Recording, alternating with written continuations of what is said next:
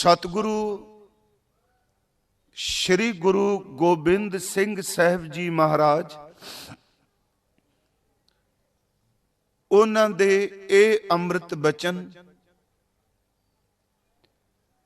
राजियां दा राजा महाराजियां दा महाराजा सतगुरु ने केवल एक अकाल पुरख वाहिगुरु जी नूं क्या है। कुछ शब्द अज भी और पुरातन समय भी तख्त उत्ते राज भाग ते काबज बंदियां वास्ते वरते जांदे सन। उन्हां विच शब्द राजा, महाराजा, पातशाह ये सारे लफ्जां दी वरतों कीती जांदी सी। सतगुरु गुरु नानक साहब महाराज जी दी जोत ने श्री गुरु ग्रंथ साहब दी अमृत गुरबाणी ने शब्दावली ही वरती जिहड़ी पुरातन प्रचलित सी, पर सच ये वे कि उन्हां शब्दां दे अर्थ गुरु ने बदल के रख दिते। शब्दावली ही वरती गई पर अर्थ गुरुदेव ने बदल दिते। दास ने एक दिन अर्ज की सी कि गुरु ग्रंथ साहब विच बेअंत शब्द ऐसे ने जिहड़े पुरातन इस्लामिक साहित विचों भी ने ते पूर्व दे वेदां ते उपनिषदां विचों भी ने, पर सतगुरु ने उन्हां लफ्जां दी परिभाषा ही बदल के रख दिते। जिवें असी गुरु ग्रंथ साहिब विच एक शब्द पंडित पढ़ने खां, चलो पंडित विद्वता नाल संबंधित है ते ब्राह्मण शब्द जिहड़ा वो वर्ण नाल संबंधित है। हजूर ने जदों पंडित शब्द की व्याख्या की ते उन्हां ने बाहर दे चिन्हां दा इन्ना जिक्र नहीं किया। उत्थे हजूर ने शब्द पंडित ही वरतिया पर ओदी परिभाषा बदल के रख दी कि सो पंडित जो मन पर बुद्ध है, राम नाम आत्म में सोध है, राम नाम सार रस पीवै, उस पंडित कह उपदेश जग जीवै। लफ्ज पंडित ही है पर परिभाषा बदल दी। एक होर बेनती, श्री गुरु ग्रंथ साहब एक कोश नहीं। मैनू याद है कि सरदार कपूर सिंह उन्होंने ने एक बार यूनीवर्सिटी च बोलदियां कहा सी कि श्री गुरु ग्रंथ साहब दी पवित्र गुरबाणी नू डिक्शनरी मत समझो, एक शब्द लैके कहो सानू इहदे विचों इस तरह अर्थ दसो जिवें तुसी कोश विचों अर्थ दसदे हो। गुरु ग्रंथ साहब दी बाणी विच कोश गश अर्थ नहीं, गुरु ग्रंथ साहब दी बाणी विच शब्दां दी परिभाषिक अर्थ हैं। ये लफ्ज फिर आप जी सुनियो, कोशगत अर्थ नहीं, इस विच परिभाषिक लफ्ज ने, अर्थ ने। जिवें हुण कोशगत अर्थ लफोगे पंडित, वो अर्थ कुछ होर करेगा, वर्ण नाल धर्म नाल संबंधित करेगा। पर जदों गुरुदेव जी नूं पुछांगे पंडित, वो कोशगत अर्थ नहीं करनगे, वो परिभाषा देणगे जिवें असीं पढ़िया। दूसरी बेनती, जिवें असीं गुरु ग्रंथ साहिब शब्द पढ़ने ब्राह्मण, उंज भगत कबीर साहब जी ने अपने आप नूं बाणी विच शब्द जुलाहा भी वरतिया, पर उन्होंने उस जात तो घृणा नहीं की, लोकां ने जरूर की, पर उन्होंने अपनी बाणी च बचन कह कबीर मेरी जात को सबको हसना खार, बलिहारी इस जात को जै जपियो सिरजनखार। उन्हें हेट नहीं की, पर उन्होंने जदों शब्द ब्राह्मण की व्याख्या की, हालांकि उन्होंने कोई इख्तियार नहीं वो ब्राह्मण शब्द की व्याख्या करन, पर जदों परिभाषिक अर्थ उन्होंने दिते ते उन्हां दी बाणी दा बचन है कहो कबीर जो ब्रह्म विचार है सो ब्राह्मण कईयत है हमारा।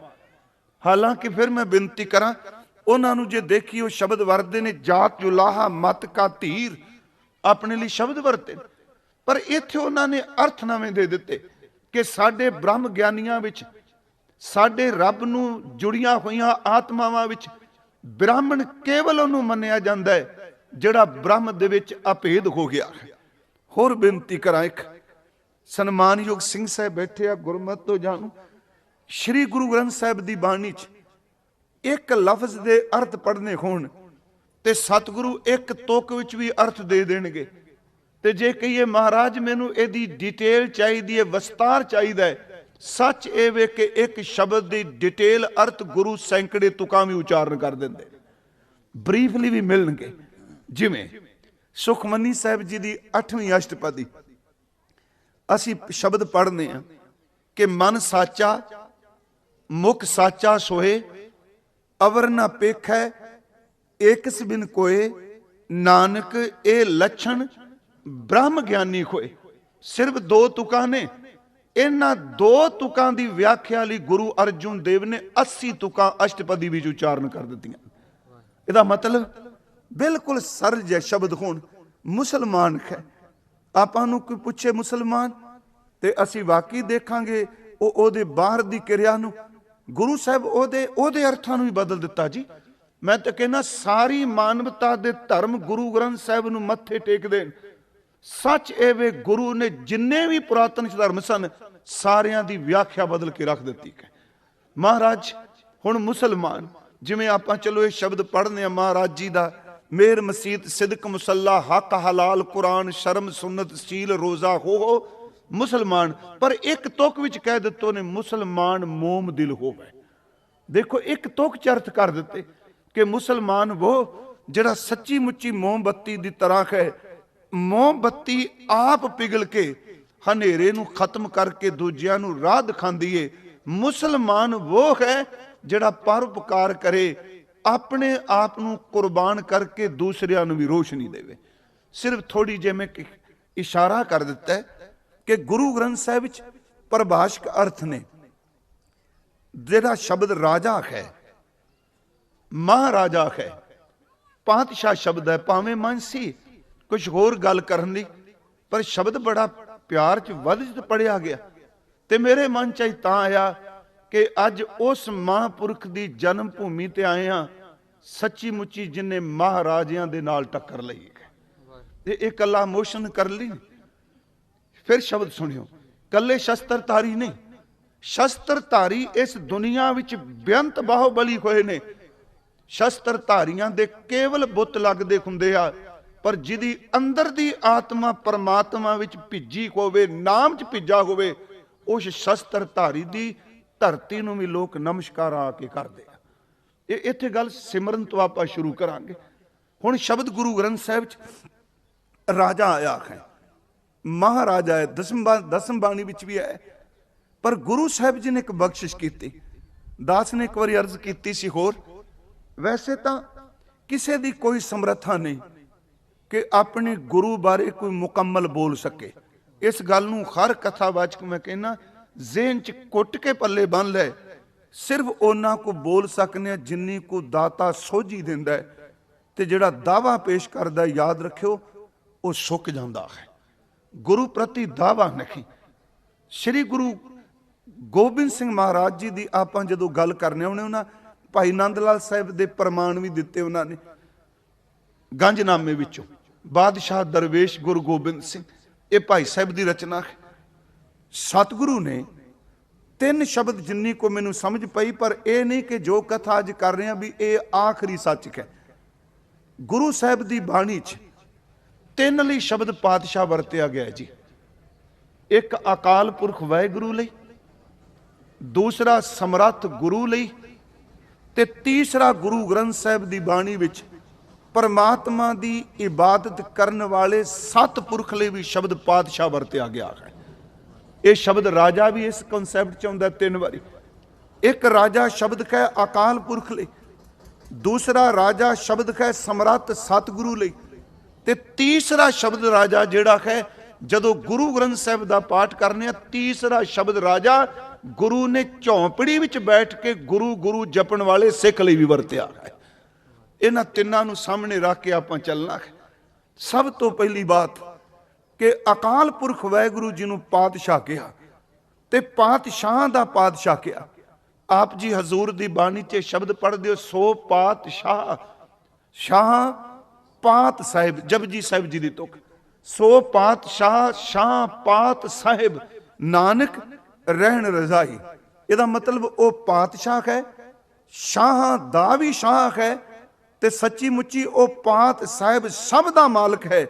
ਤੇ ਸਿੱਖਾ तेरा फर्ज बनता है फिर जिवें तू दुनिया के बादशाह के हुक्म की पालना करना है, जे पातशाह के पातशाह की रजा भी चलेगा तो तेनू सुख मिलेगा। सो पातशाह शाह पात साहिब नानक रहन रजाई। उस तो अगे एक महाराज ने होर शब्द वरत्या, दास एक अर्ज होर करे। असी गुरु साहब जी ते चंदोवा साहब लाया, जिथे भी असी जाएंगे जी साड़ियां 3-4 गल्लां जी स्पष्ट। गुरु साहब उत्ते चंदोवा होवेगा, गुरु साहब उत्ते चवर होवेगी, गुरु साहब जी दे कोल देग होवेगी, देग दे नाल गुरु साहब जी कोल तेग होवेगी। ये गुरु घर सानू मिलेगा। ये चंदोवा मैनू पता अजकल असी ये अर्थ करने जी ये डेकोरेशन नहीं, ਇਹਦਾ संबंध ਲੱਖਾਂ ਨਾਲ नहीं, ਇਹਦਾ संबंध अरबां ਨਾਲ नहीं। ਇਹ ਤੁਹਾਡੇ अंदर ਦੀ ਭਾਵਨਾ है कि परमात्मा ने जो कोई दिता है तुसी उस वित अनुसार चंदोवा लांदे हो। पर चंदोवे का संबंध गुरमुखो सजावट नाल नहीं, चवर छतर ते चंदोवा इन्हां तिन्नां दा संबंध जिहड़ा गुरु नानक साहब दे घर दी सच्ची पातशाही नाल है। फिर इस बेनती नूं सुनियो, इहदे विच मैं एक होर अर्ज करनी अज कि हरमंदर साहब दे अंदर पालकी नहीं जाती। हरमंदर साहब दे अंदर प्रकाश तो पहला कीर्तन क्यों हुंदा है, ये भी सानू मिलेगा। पातशाह का कंसैप्ट है। हुण गुरु साहब जी ने जदों परमात्मा दे राज का जिक्र किया, पुरातन समय जी राजियां दे सिर ते चंदोवे लगदे सन। अजे भी इस धरती ते कई रजवाड़े ऐसे आ जिन्हां दे चोबदार ने, जिन्हां दे चौर बरदार ने, जिन्हां दे सिर ते चंदोवे लगदे आ। गुरु साहब जी ने बख्शिश की, कहन लगे एक बादशाह अज चवर छतर दे थले है, कल नूं ओदी मौत हो जाए, सच्ची मुच्ची ओदा चवर ओदा छतर ओदा तख्त नेस तो नबूद हो जाता है। पर कहंदे ने ऐ मनुख मैं तेनू उस पातशाह दे दरबार दा दरबारी बनांगा जिहदा तख्त सिंघासन चौर कदी भी खत्म नहीं होना। महाराज दा एक बचन आउंदा, वड्डा तेरा दरबार। ये दरबार शब्द भी चेते रखियो है तो सारे लफ्ज फारसी दे। दरबार दा संबंध भी पातशाहत नाल है। यही कारण कि असी गुरु साहब जी दे घर जदों ने एक दीवान शब्द मंदिर विच नहीं वरतिया जाता, याद रखो, मस्जिद विच नहीं वरतिया जाता। चलो हुण असी सारे गुरमत समागम कहन लग पे हैं, बाणी समागम शब्द भी आया, साध समागम आया, दीवान शब्द दरबार शब्द ये भी पातशाहत नाल संबंधित ने, क्योंकि दीवान ते दरबार केवल पातशाह दे सजदे हुंदे आ। महाराज जी ने शब्द वरत्या वड्डा तेरा दरबार। अगला शब्द सच्चा तुद तख्त, एक है पातशाही। तेरा तख्त जेड़ा वो सच्चा है, तेरे तख्त ने कदी बिनसना नहीं। वड्डा तेरा दरबार सच्चा तुद तख्त। अगला बचन सिर शाह पातशाह, तुसी मालका पातशाह दा पातशाह है। पहली सिर मैं बेनती कर लगा परमात्मा पातशाह, दूसरी बेनती करांगा समर्थ गुरु पातशाह, तीसरी बेनती करन कहांगा बंदगी करन वाली रूह भी पातशाह है।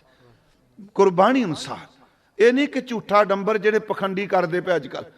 मैनू पता है ना शब्दावली गुरु ग्रंथ साहब की वरते आ ते पल्ले कुछ खै नहीं।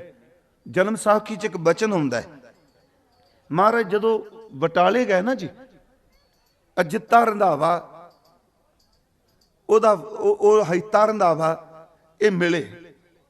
एक बचन महाराज जी ने कहा, अजिते नूं कहंदे आ जित्या भरे हुए भांडे कमाई मना मुई करदे ने ते वखांदे तिल जिनी भी नहीं। समा आएगा कमाना तिल जिना भी नहीं ते वखाणगे मना मुई।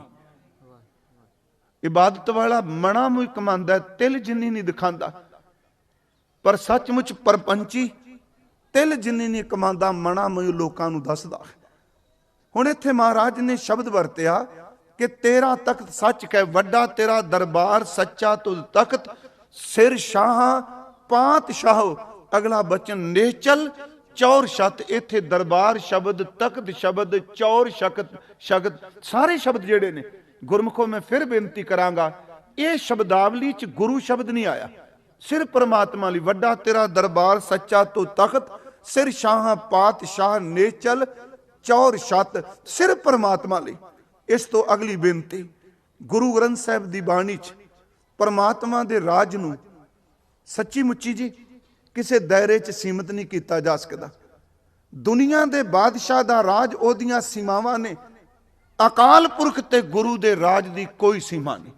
ਪਟਨਾ ਸਾਹਿਬ ਜਦੋਂ 350 ਸਾਲਾ ਮਨਾਇਆ ਤੇ ਮੈਨੂੰ ਪਤਾ ਸਾਰੇ ਸ਼ਬਦ ਇੱਕੋ ਸ਼ਬਦ ਵਰਤਦੇ ਸਨ, ਗੁਰੂ ਗੋਬਿੰਦ ਸਿੰਘ ਜੀ ਰਾਸ਼ਟਰ ਭਗਤ, ਦੇਸ਼ ਭਗਤ, ਰਾਸ਼ਟਰ ਕੇ ਨਿਰਮਾਤਾ।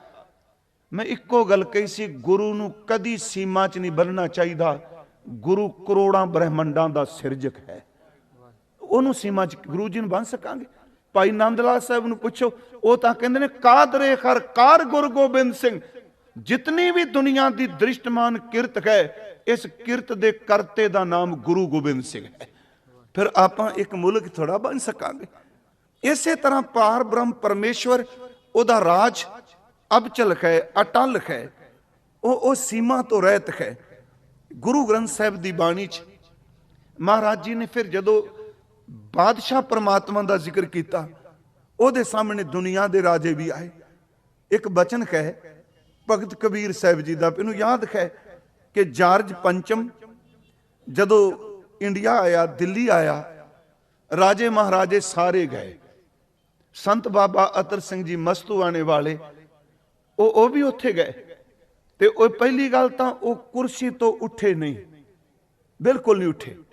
ਜਦੋਂ ਨੇ ਪੁੱਛਿਆ ਵੀ ਇਹ ਕੌਣ, ਕਹਿਣ ਲੱਗੇ ਸਾਡੇ ਸਿੱਖਾਂ 'ਚ ਬਹੁਤ ਪੁੱਜੀ ਕੋਈ ਸਪਿਰਚੁਅਲ ਸ਼ਬਦ ਵਰਤੇ, ਆਤਮਿਕ ਜੀਵਨ ਵੀ ਸਿਖਰ ਤੇ ਨੇ।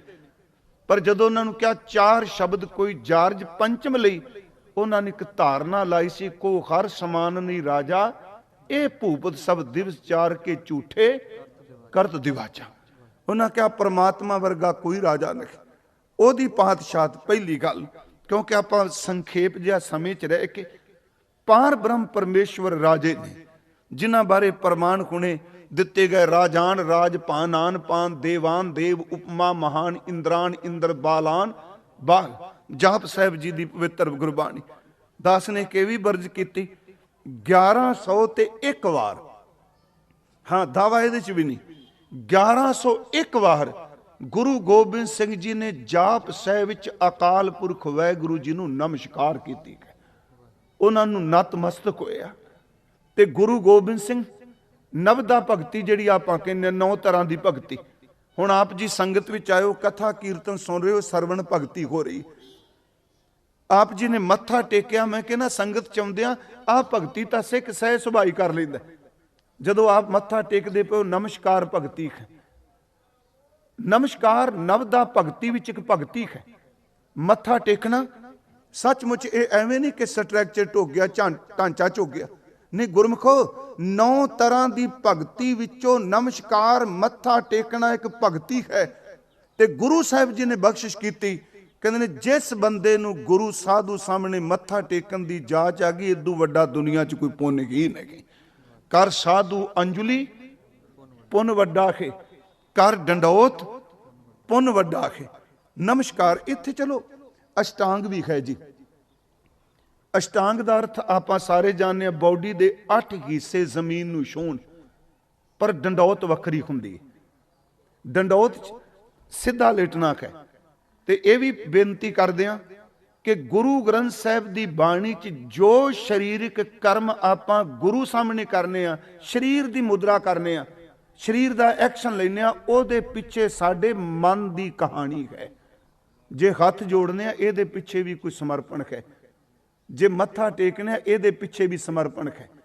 ਹਾਂ, ਜਦੋਂ ਬੰਦੇ ਦੇ ਅੰਦਰੋਂ ਉਹ ਭਾਵਨਾ ਮਰ ਜਾਏ ਜਿਸ ਦੀ ਖਾਤਰ ਸਰੀਰ ਝੁਕਣਾ ਹੈ, ਉਦੋਂ ਫਿਰ ਕਹਿੰਦਾ ਸਤਿਗੁਰੂ ਜੀ ਬਚਨ ਕਰਦੇ ਆ ਤੇਰਾ ਮੱਥਾ ਟੇਕਣਾ ਕਪਟ ਹੈ। ਉਦੋਂ ਕਪਟ ਕਹਿੰਦੇ। ਜਿਵੇਂ ਅਸੀਂ ਪਾਠ ਕਰਨੇ ਆ, ਸੀਸ ਨਿਵਾਏ ਕਿਆ ਥੀਏ ਜਾਂ ਹਿਰਦੈ ਕੁ ਸੁਧੇ, ਉਹਦਾ ਮਤਲਬ ਜੇ ਅੰਦਰ ਬੰਦੇ ਦੇ ਕਪਟ ਹੈ, ਸ਼ੁੱਧ ਨਹੀਂ, ਤੇ ਤੇਰੇ ਮੱਥਾ ਟੇਕਣ ਦਾ ਕੀ ਫਾਇਦਾ। ਪਰ ਦੂਜੇ ਪਾਸੇ ਉਹੀ ਸਤਿਗੁਰੂ ਬਚਨ ਕਰਦੇ ਆ, ਧਰ ਤਾਰਾਜ਼ੂ ਤੋਲੀਐ ਨਿਵੈ ਸੋ ਗੌਰਾ ਹੋਏ। ਜਿਹੜਾ ਝੁਕੇਗਾ ਉਹੀ ਭਾਰਾ ਹੁੰਦਾ ਹੈ।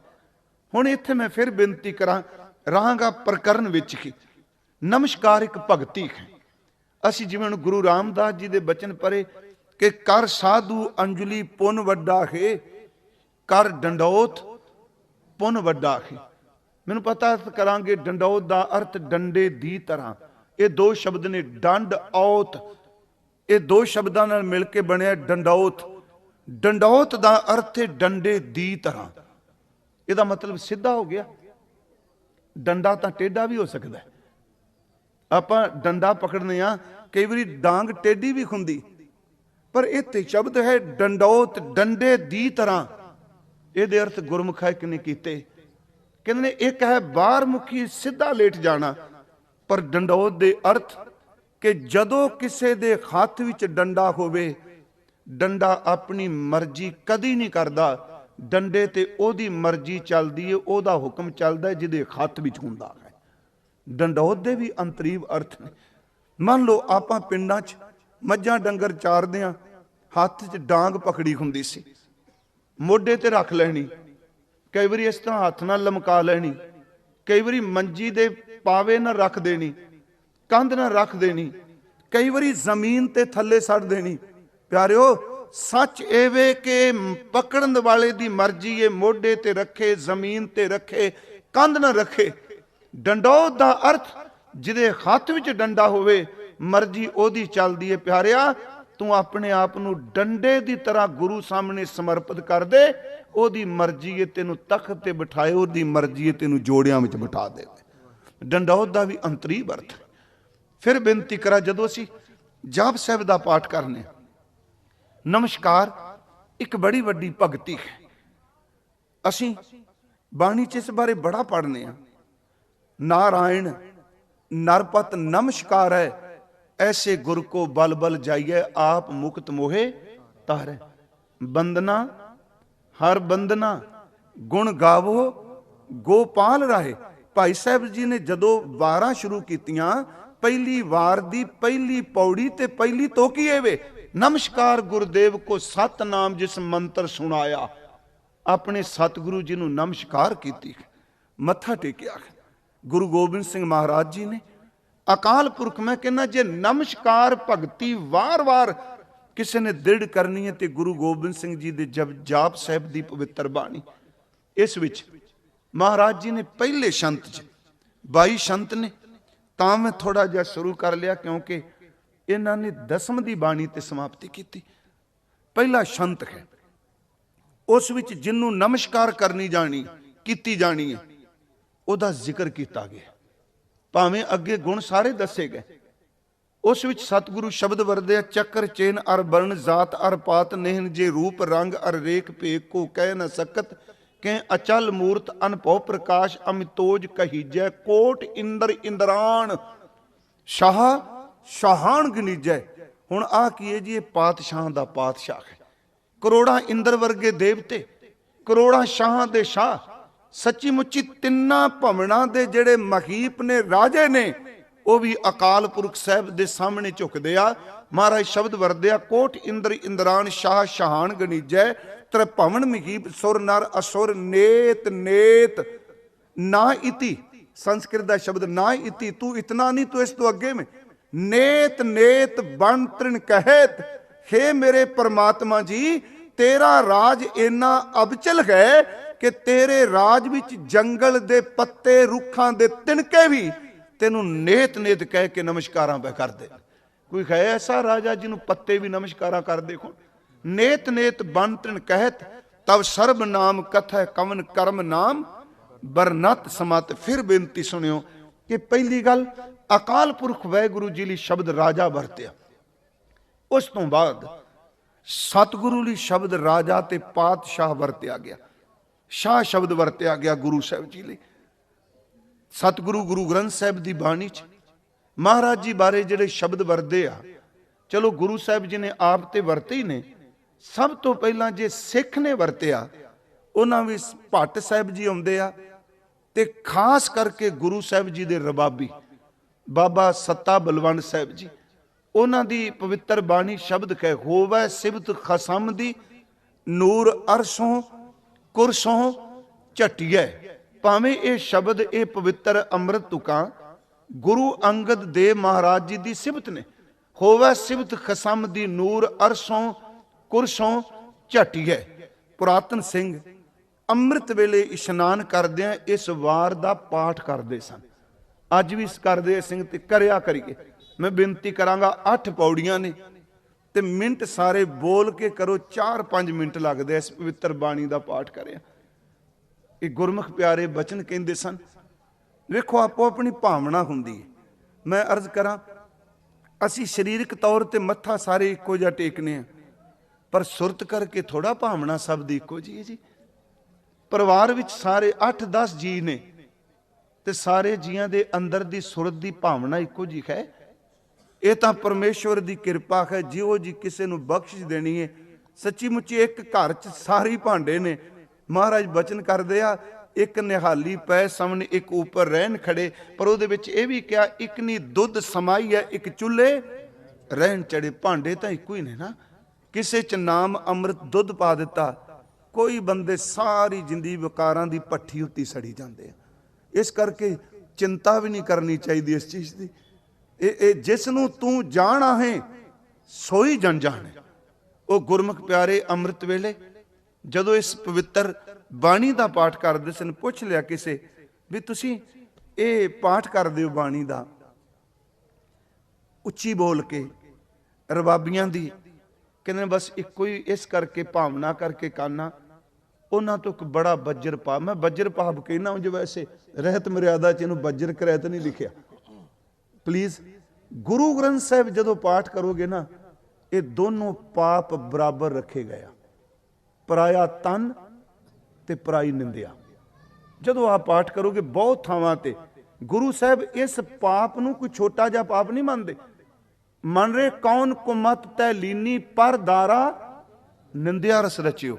ਇਹਦੇ ਬਾਰੇ ਕਦੇ ਨਹੀਂ ਕਹਿੰਦੇ ਵੀ ਆ ਕਿਹੜੀ ਕਰੈਤ ਕਰਨ ਲੱਗ ਪਿਆ ਤੂੰ।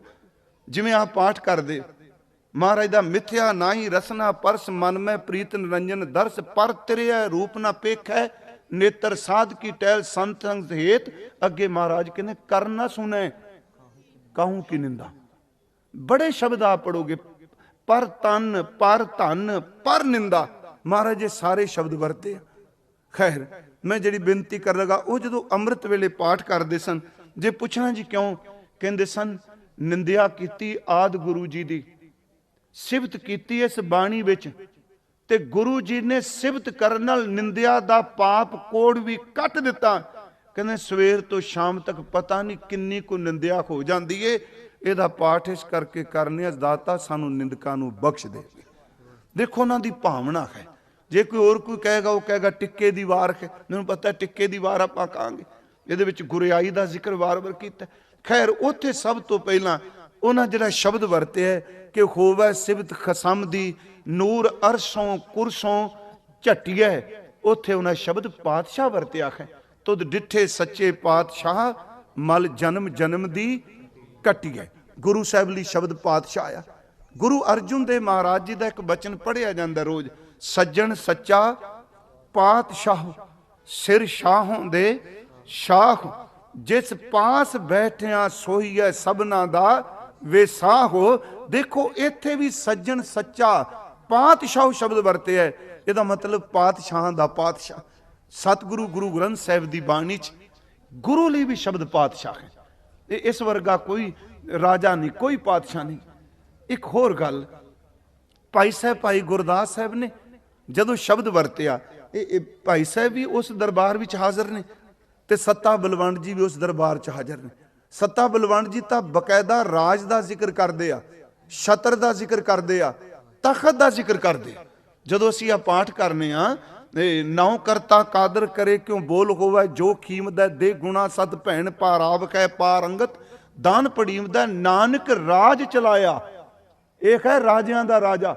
ਨਾਨਕ ਰਾਜ ਚਲਾਇਆ ਸੱਚ ਕੋੜ ਸਤਾਣੀ ਨੀਵ ਦੈ ਮਤ ਗੁਰ ਆਤਮ ਦੇਵ ਦੀ ਖੜਕ ਜ਼ੋਰ ਪ੍ਰਾਕੂਵੈ ਜੀ ਦੈ ਗੁਰ ਚੇਲੇ ਰਹਿ ਰਾਸ ਕੀ ਨਾਨਕ ਸਲਾਮਤ ਥੀਮ ਦੈ ਸਹਿ ਟਿੱਕਾ ਦਿਤੋਸ ਜੀਵਨ ਦਾ। ਇਹ ਸਹਿ ਟਿੱਕਾ ਦਿਤੋਸ ਜੀਵਨ ਦੇ ਰਾਜ ਦਾ ਚਿੰਨ੍ਹ ਹੈ। ਆਪ ਨੂੰ ਪਤਾ ਹੋਵੇ ਟਿੱਕਾ ਬਾਦਸ਼ਾਹਾਂ ਦੇ ਬੱਚਿਆਂ ਲਈ ਵਰਦੇ। ਸਹਿ ਟਿੱਕਾ ਦਿਤੋਸ ਜੀਵਨ ਦਾ ਲੈਣੇ ਦੀ ਫੇਰ ਆਈ ਹੈ ਨਾਨਕਾ ਦੋਈ ਖਟੀਐ ਜੋਤ ਉਹ ਜੁਗਤ ਸਹਿ ਸਹਿ ਕਾਇਆ ਫਿਰ ਪਲਟੀਐ ਝੱਲੇ ਝੁੱਲੇ ਸੋ ਛੱਤ ਨਿਰੰਜਨੀ ਮਲ ਤਖਤ ਬੈਠਾ ਗੁਰ ਖਟੀਐ। ਗੁਰਮੁਖੋ ਛੇਤਰ ਝੁੱਲਦਿਆ ਹੈ, ਗੁਰੂ ਤਖਤ ਤੇ ਬੈਠਾ ਹੈ। ਸੱਚ ਇਹ ਵੇ ਜਿਹੜੇ ਦੋਨੋਂ ਸ਼ਬਦ ਨੂੰ ਬਰੀਕੀ ਨਾਲ ਲਿਓ। ਮੈਂ ਆਉਣਾ ਦਸ਼ਮੇਸ਼ ਪਿਤਾ ਜੀ ਚੱਕ। ਇਹ ਸਾਰੇ ਸ਼ਬਦ ਜਿਹੜੇ ਨੇ ਗੁਰੂ ਦੀ ਪਾਤਸ਼ਾਹ ਦੇ ਚਿੰਨ੍ਹ, ਗੁਰੂ ਗ੍ਰੰਥ ਸਾਹਿਬ ਦੇ ਵਿੱਚ ਵੀ।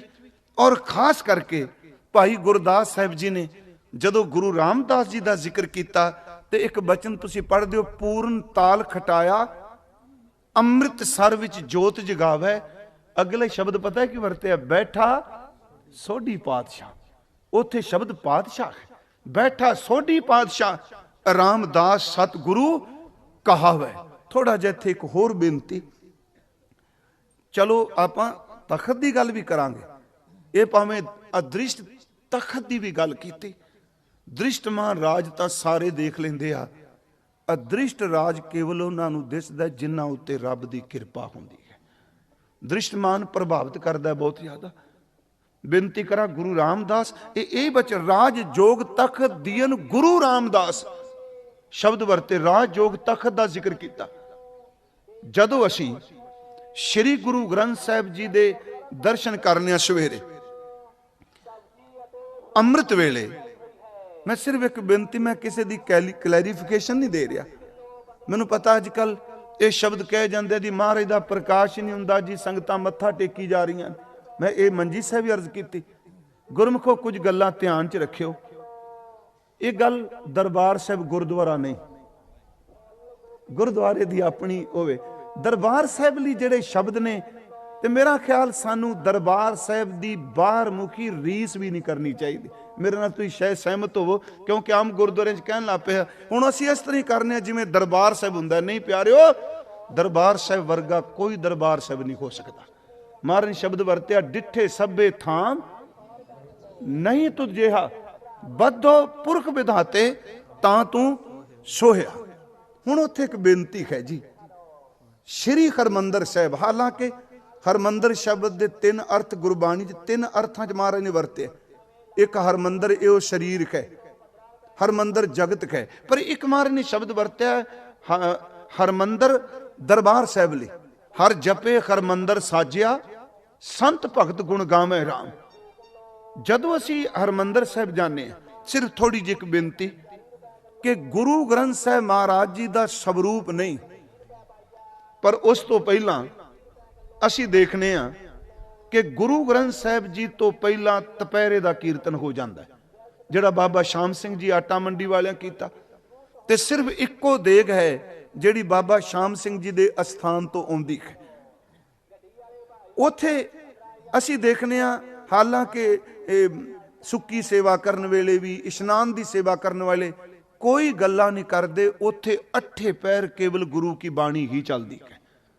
ਉੱਥੇ ਸ਼ਬਦ ਪੜ੍ਹਦੇ ਨੇ ਸਿੱਖ, ਉੱਤੇ ਮਹਾਰਾਜ ਦਾ ਪ੍ਰਕਾਸ਼, ਗੁਰੂ ਗ੍ਰੰਥ ਸਾਹਿਬ ਦਾ ਪਾਠ ਹੁੰਦਾ। ਪਰ ਦੁਪਹਿਰੇ ਦੇ ਕੀਰਤਨ ਤੋਂ ਬਾਅਦ, ਚਲੋ ਹੁਣ ਦਰਬਾਰ ਸਾਹਿਬ ਦੇ ਕੀਰਤਨੀ ਕਰਦੇ, ਫਿਰ ਆਸਾ ਕੀ ਵਾਰ ਸ਼ੁਰੂ ਹੋ ਜਾਂਦੀ ਹੈ। ਮਹਾਰਾਜ ਦਾ ਚੰਦੋਵਾ ਰਾਤ ਨੂੰ ਵੱਜ ਜਾਂਦਾ ਹੈ, ਗੁਰੂ ਸਾਹਿਬ ਦਾ ਸਿੰਘਾਸਨ ਤਿਆਰ ਹੈ। ਹਾਂ, ਇੱਕ ਗੱਲ ਮੈਂ ਜਿਹੜੀ ਕਰਨ ਲੱਗਾ, ਗੁਰੂ ਗ੍ਰੰਥ ਸਾਹਿਬ ਦਾ ਪਾਠ ਕਰਦੇ ਇੱਕ ਬਚਨ ਪੜੋ, ਧੰਨ ਧੰਨ ਰਾਮਦਾਸ ਗੁਰ। ਮੈਂ ਸਿਰਫ ਬੇਨਤੀ ਕਰ ਰਿਹਾ, ਗੁਰੂ ਪਾਤਸ਼ਾਹ ਹੈ। ਧੰਨ ਧੰਨ ਰਾਮਦਾਸ ਗੁਰ ਜਿਨ ਸਿਰਿਆ ਤਿਨੈ ਸਵਾਰਿਆ, ਪੂਰੀ ਹੋਈ ਕਰਾਮਾਤ ਆਪ ਸਿਰਜਣਹਾਰੈ ਧਾਰਿਆ। ਉਸ ਵੇਲੇ ਦੇ ਸਿੱਖਾਂ ਦੀ ਆਸਥਾ ਦੇਖੋ ਕਿੰਨੀ ਸੀ। ਹੁਣ ਤਾਂ ਕਹਿ ਦੋ ਨਾ ਵੀ ਗੁਰੂ ਗ੍ਰੰਥ ਸਾਹਿਬ ਮੇਰੇ ਵਾਹਿਗੁਰੂ ਨੇ, ਗੁਰੂ ਨਾਨਕ ਮੇਰਾ ਵਾਹਿਗੁਰੂ। ਹਾਲਾ ਬਾਣੀ ਕਹਿ ਰਹੀ ਹੈ ਗੁਰੂ ਨਾਨਕ ਸਾਹਿਬ ਨਿਰੰਕਾਰ ਦੇ ਜਿਹੜਾ ਆਕਾਰ ਬਣਾਇਆ, ਉਹਦਾ ਨਾਮ ਧੰਨ ਗੁਰੂ ਨਾਨਕ ਸਾਹਿਬ। ਮੈਂ ਕਹਿੰਦਾ ਵਾਹ ਸਿੱਖੋ, ਕਿੰਨੀ ਵੱਡੀ ਆਸਥਾ ਉਸ ਵੇਲੇ। ਉਹ ਕਹਿੰਦੇ ਪਿਆ, ਸ਼ਬਦ ਸੁਣੋ, ਮਹਾਰਾਜ ਸ਼ਬਦ ਵਰਦੇ ਆ ਕਿ ਪੂਰੀ ਕੋਈ ਕਰਾਮਾਤ ਆਪ ਸਿਰਜਣਹਾਰੈ ਧਾਰਿਆ। ਅੱਗੇ ਹੈ ਸਿੱਖੀ ਅਤੇ ਸੰਗਤੀ, ਕੀ ਜਾਣ ਕੇ ਮੱਥਾ ਟੇਕਿਆ, ਪਾਰ ਬ੍ਰਹਮ ਕਰ ਨਮਸਕਾਰਿਆ। ਅਟਲ ਅਥਾ ਅਤੋਲ ਤੂੰ, ਤੇਰਾ ਅੰਤ ਨਾ ਪਾਰਾ ਵਾਰਿਆ।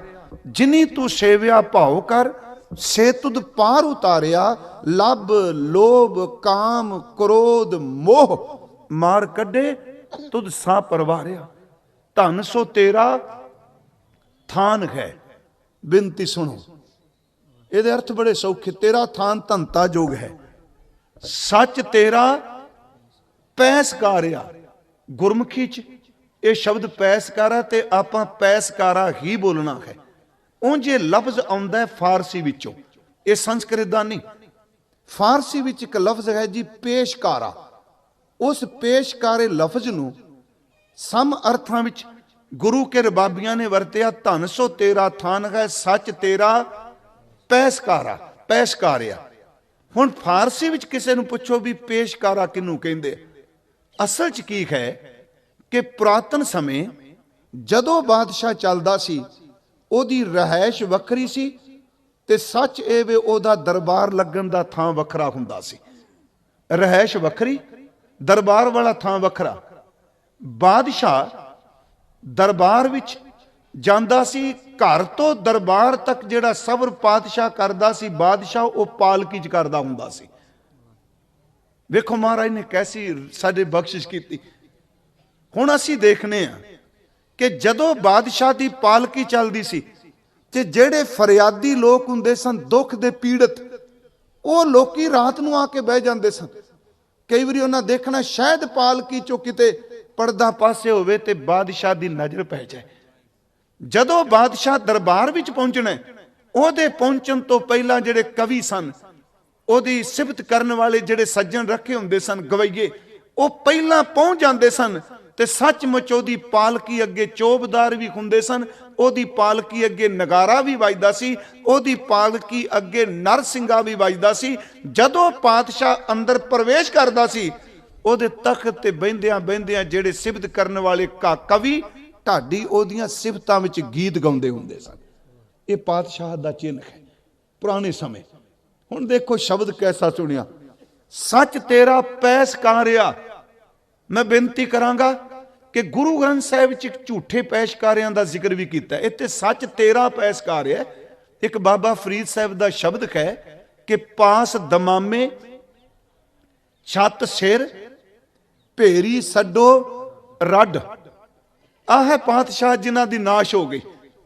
ਪਾਸ ਦਮਾਮੇ ਛੱਤ ਸਿਰ ਭੇਰੀ ਛੱਡੋ ਰੱਡ, ਜਾਏ ਸੁੱਤੇ ਜੀਰਾਨ ਮੈਂ ਥੀਏ ਅਤੀਮਾ ਗੱਡ। ਥੋੜੇ ਜਿਹੇ ਦੇ ਅਖਰੀ ਅਰਥ। ਪਾਸ ਦਾ ਅਰਥ ਕੋਲ, ਦਮਾਮੇ ਦਾ ਅਰਥ ਨਗਾਰਾ। ਪਾਸ ਦਾ ਅਰਥ ਕੋਲ ਪਿਆ ਹੈ ਨਗਾਰਾ। ਛੱਤ ਸਿਰ, ਇਹਦਾ ਜਿਹੜਾ ਬਾਦਸ਼ਾਹ ਦੇ ਸਿਰ ਤੇ ਸੋਨੇ ਦਾ ਛਤਰ ਝੁਲਦਾ ਸੀ ਉਹ ਵੀ ਕੋਲ ਪਿਆ ਹੈ। ਭੇਰੀ, ਭੇਰੀ ਦਾ ਅਰਥ ਬਾਦਸ਼ਾਹ ਤੁਰਨ ਲੱਗਦਾ ਸੀ, ਅੱਗੇ ਤੂਤੀਆਂ ਵੱਜਦੀਆਂ ਸਨ, ਵਾਜੇ ਵੱਜਦੇ ਸਨ, ਉਹ ਭੇਰੀਆਂ ਵੀ ਕੋਲ ਪਈਆਂ ਨੇ। ਪਾਸ ਦਮਾਮੇ ਛੱਤ ਸਿਰ ਭੇਰੀ। ਅਗਲਾ ਸ਼ਬਦ ਹੈ ਭੇਰੀ ਛੱਡੋ ਰੱਡ। ਰੱਡ ਜਿਵੇਂ ਦੋਹਰਾ, ਕਬਿੱਤ, ਕੁੰਡਲੀਆ, ਇਸੇ ਤਰ੍ਹਾਂ ਕਵਿਤਾ ਵਿੱਚ ਰੱਡ ਇੱਕ ਛੰਦ ਵੀ ਹੈ। ਮਹਾਰਾਜ ਸ਼ਬਦ ਵਰਤਿਆ ਭੇਰੀ ਛੱਡੋ ਰੱਡ ਦਾ ਅਰਥ ਹੈ ਕਿ ਉਹ ਕਵੀ ਜਿਹੜੇ ਉਹਦੀ ਸਿਫਤ ਵਿੱਚ ਰੱਡ ਛੰਦ ਦੇ ਵਿੱਚ ਉਹਦੀਆਂ ਸਿਫਤਾਂ ਕਰਦੇ ਸਨ। ਹੁਣ ਅੱਜ ਦੇਖੋ ਬਾਦਸ਼ਾਹ ਦੀ ਮੌਤ ਹੋ ਗਈ, ਨਗਾਰਾ ਕੋਲ ਪਿਆ, ਪਰ ਅੱਜ ਉਹਦਾ ਕਿਸੇ ਨਾਮ ਲੈ ਕੇ ਨਗਾਰਾ ਨਹੀਂ ਵਜਾਣਾ। ਛਤਰ ਕੋਲ ਪਿਆ, ਉਹਦਾ ਛਤਰ ਕਿਸੇ ਨੇ ਮੁਰਦੇ ਦੇ ਸਿਰ ਤੇ ਨਹੀਂ ਲਿਜਾਣਾ। ਸੱਚੀ ਮੁੱਚੀ ਕਵੀ ਉਹਦੇ ਬੈਠੇ ਨੇ, ਉਹਦੀ ਸਿਫਤ ਨਹੀਂ ਕਰਨਗੇ। ਬਾਬਾ ਫਰੀਦ ਸਾਹਿਬ ਕਹਿੰਦੇ ਨੇ ਪਾਸ ਦਮਾਮੇ ਛੱਤ ਸਿਰ ਭੇਰੀ ਛੱਡੋ ਰੱਡ, ਜਾਏ ਸੁੱਤੇ ਜੀਰਾਨ ਮੈਂ ਥੀਏ ਅਤੀਮਾ ਗੱਡ। ਉਹ ਪਾਤਸ਼ਾਹ ਜਿਨ੍ਹਾਂ ਦੇ ਪੇਸ਼ਕਾਰੇ ਅੱਗੇ ਚੱਲਦੇ ਸਨ, ਅੱਜ ਮੜੀਆਂ 'ਚ ਕਬਰਾਂ 'ਚ ਪਏ ਨੇ ਯਤੀਮਾਂ ਦੀ ਤਰ੍ਹਾਂ, ਉਹਨਾਂ ਦਾ ਨਾਮ ਵੀ ਕੋਈ ਨਹੀਂ ਲੈ ਰਿਹਾ।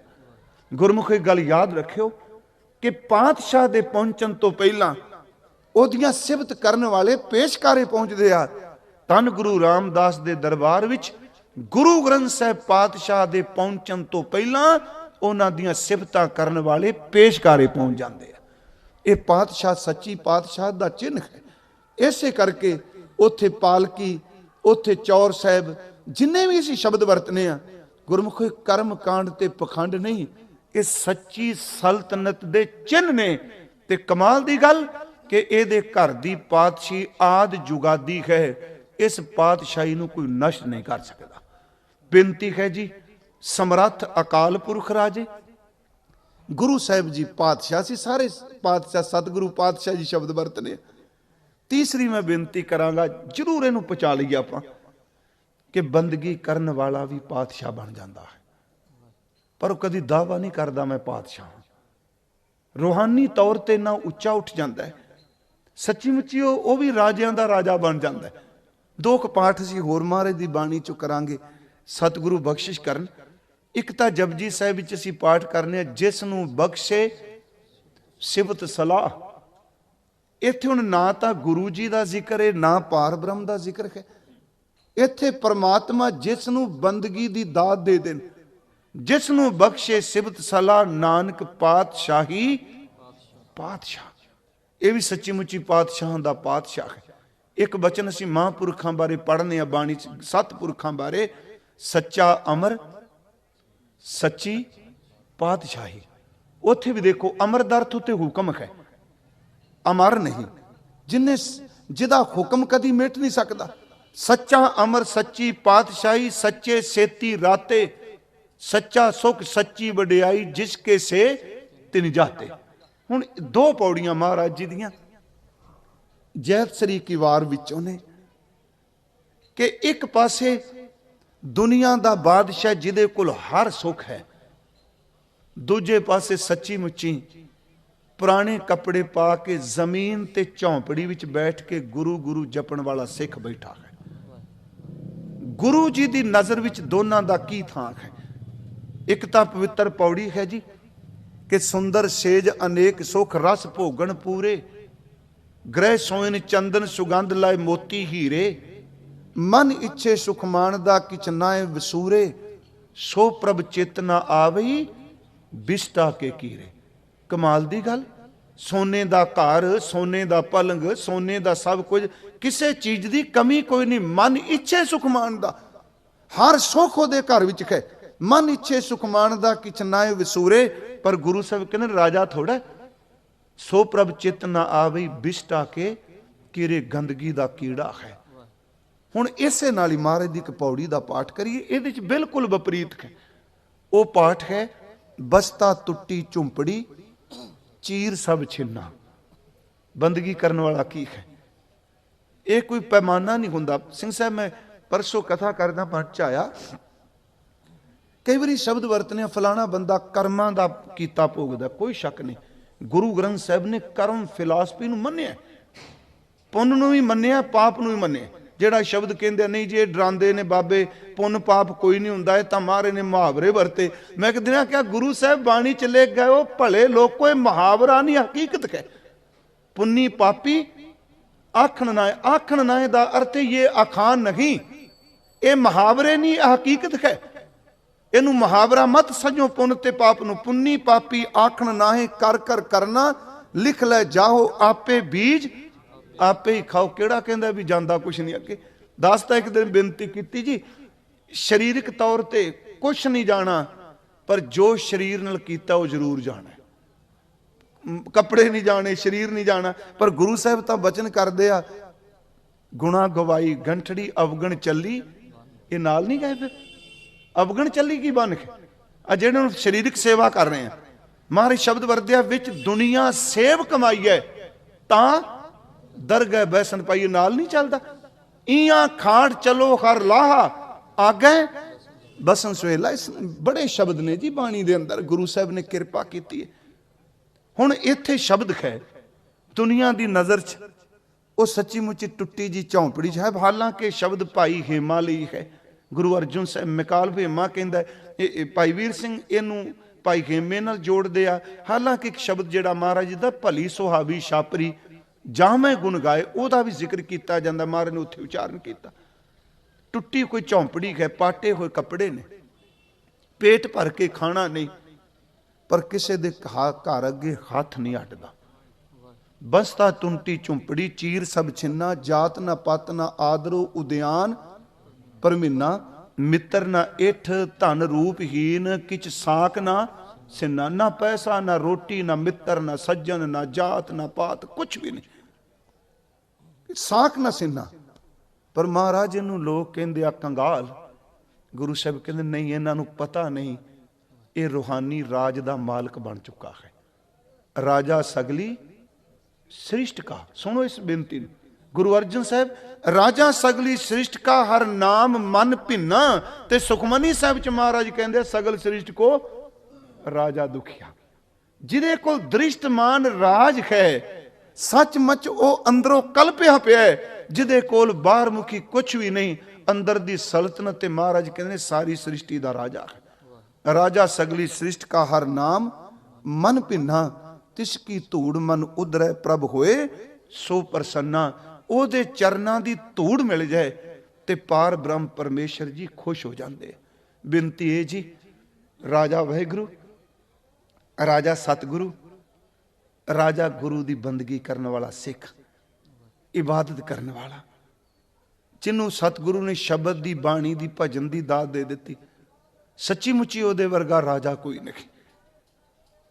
ਅਗਲੀ ਬੇਨਤੀ ਜੋ ਭਾਈ ਸਾਹਿਬ ਨੇ ਜ਼ਿਕਰ ਕੀਤਾ, ਗੁਰੂ ਗੋਬਿੰਦ ਸਿੰਘ ਮਹਾਰਾਜ ਸੱਚੀ ਮੁੱਚੀ ਉਹਨਾਂ ਦੀ ਗੱਲ ਜਦੋਂ ਵੀ ਕਰਦਾ, ਜਦੋਂ ਸੰਤ ਜੀ ਦੇ ਲੈਕਚਰ ਸੁਣਨੇ ਆ, ਮੈਂ ਕਹਿੰਦਾ ਇੰਨੀ ਪਿਆਰੀ ਸ਼ਬਦਾਵਲੀ, ਪੁੱਤਰਾਂ ਦਾ ਦਾਨੀ, ਚੋਜੀ ਪ੍ਰੀਤਮ, ਉਹ ਮੈਂ ਤਾਂ ਕਈ ਵਾਰੀ ਉਹ ਮੰਗਲ ਹੀ ਵਾਰ-ਵਾਰ ਸੁਣੀ ਜਾਣਾ। ਉਸ ਮੰਗਲ ਵਿੱਚ ਗੁਰੂ ਗੋਬਿੰਦ ਸਿੰਘ ਦੇ ਜੋ ਸਿਫਤ ਕਰ ਦਿੱਤੀ ਮਹਾਂਪੁਰਖਾਂ ਨੇ, ਤੇ ਧੁਰ ਅੰਦਰੋਂ ਭਿੱਜ ਕੇ, ਕਦੀ ਉਹਨੂੰ ਉਹ ਫਤਿਹ ਤੋਂ ਪਹਿਲਾਂ ਸ਼ਬਦ ਸੁਣਿਓ, ਕਦੀ ਜਿਹੜੇ ਉਹ ਸ਼ਬਦਾਵਲੀ ਵਰਤੀ, ਉਹ ਇਹ ਸਮਾਂ ਆਏਗਾ, ਅੱਜ ਨਹੀਂ, ਉਹਨਾਂ ਦੇ ਇੱਕ ਇੱਕ ਬੋਲ ਦੀ ਵਿਆਖਿਆ ਬੜੀ ਵੱਡੀ ਹੋਵੇਗੀ।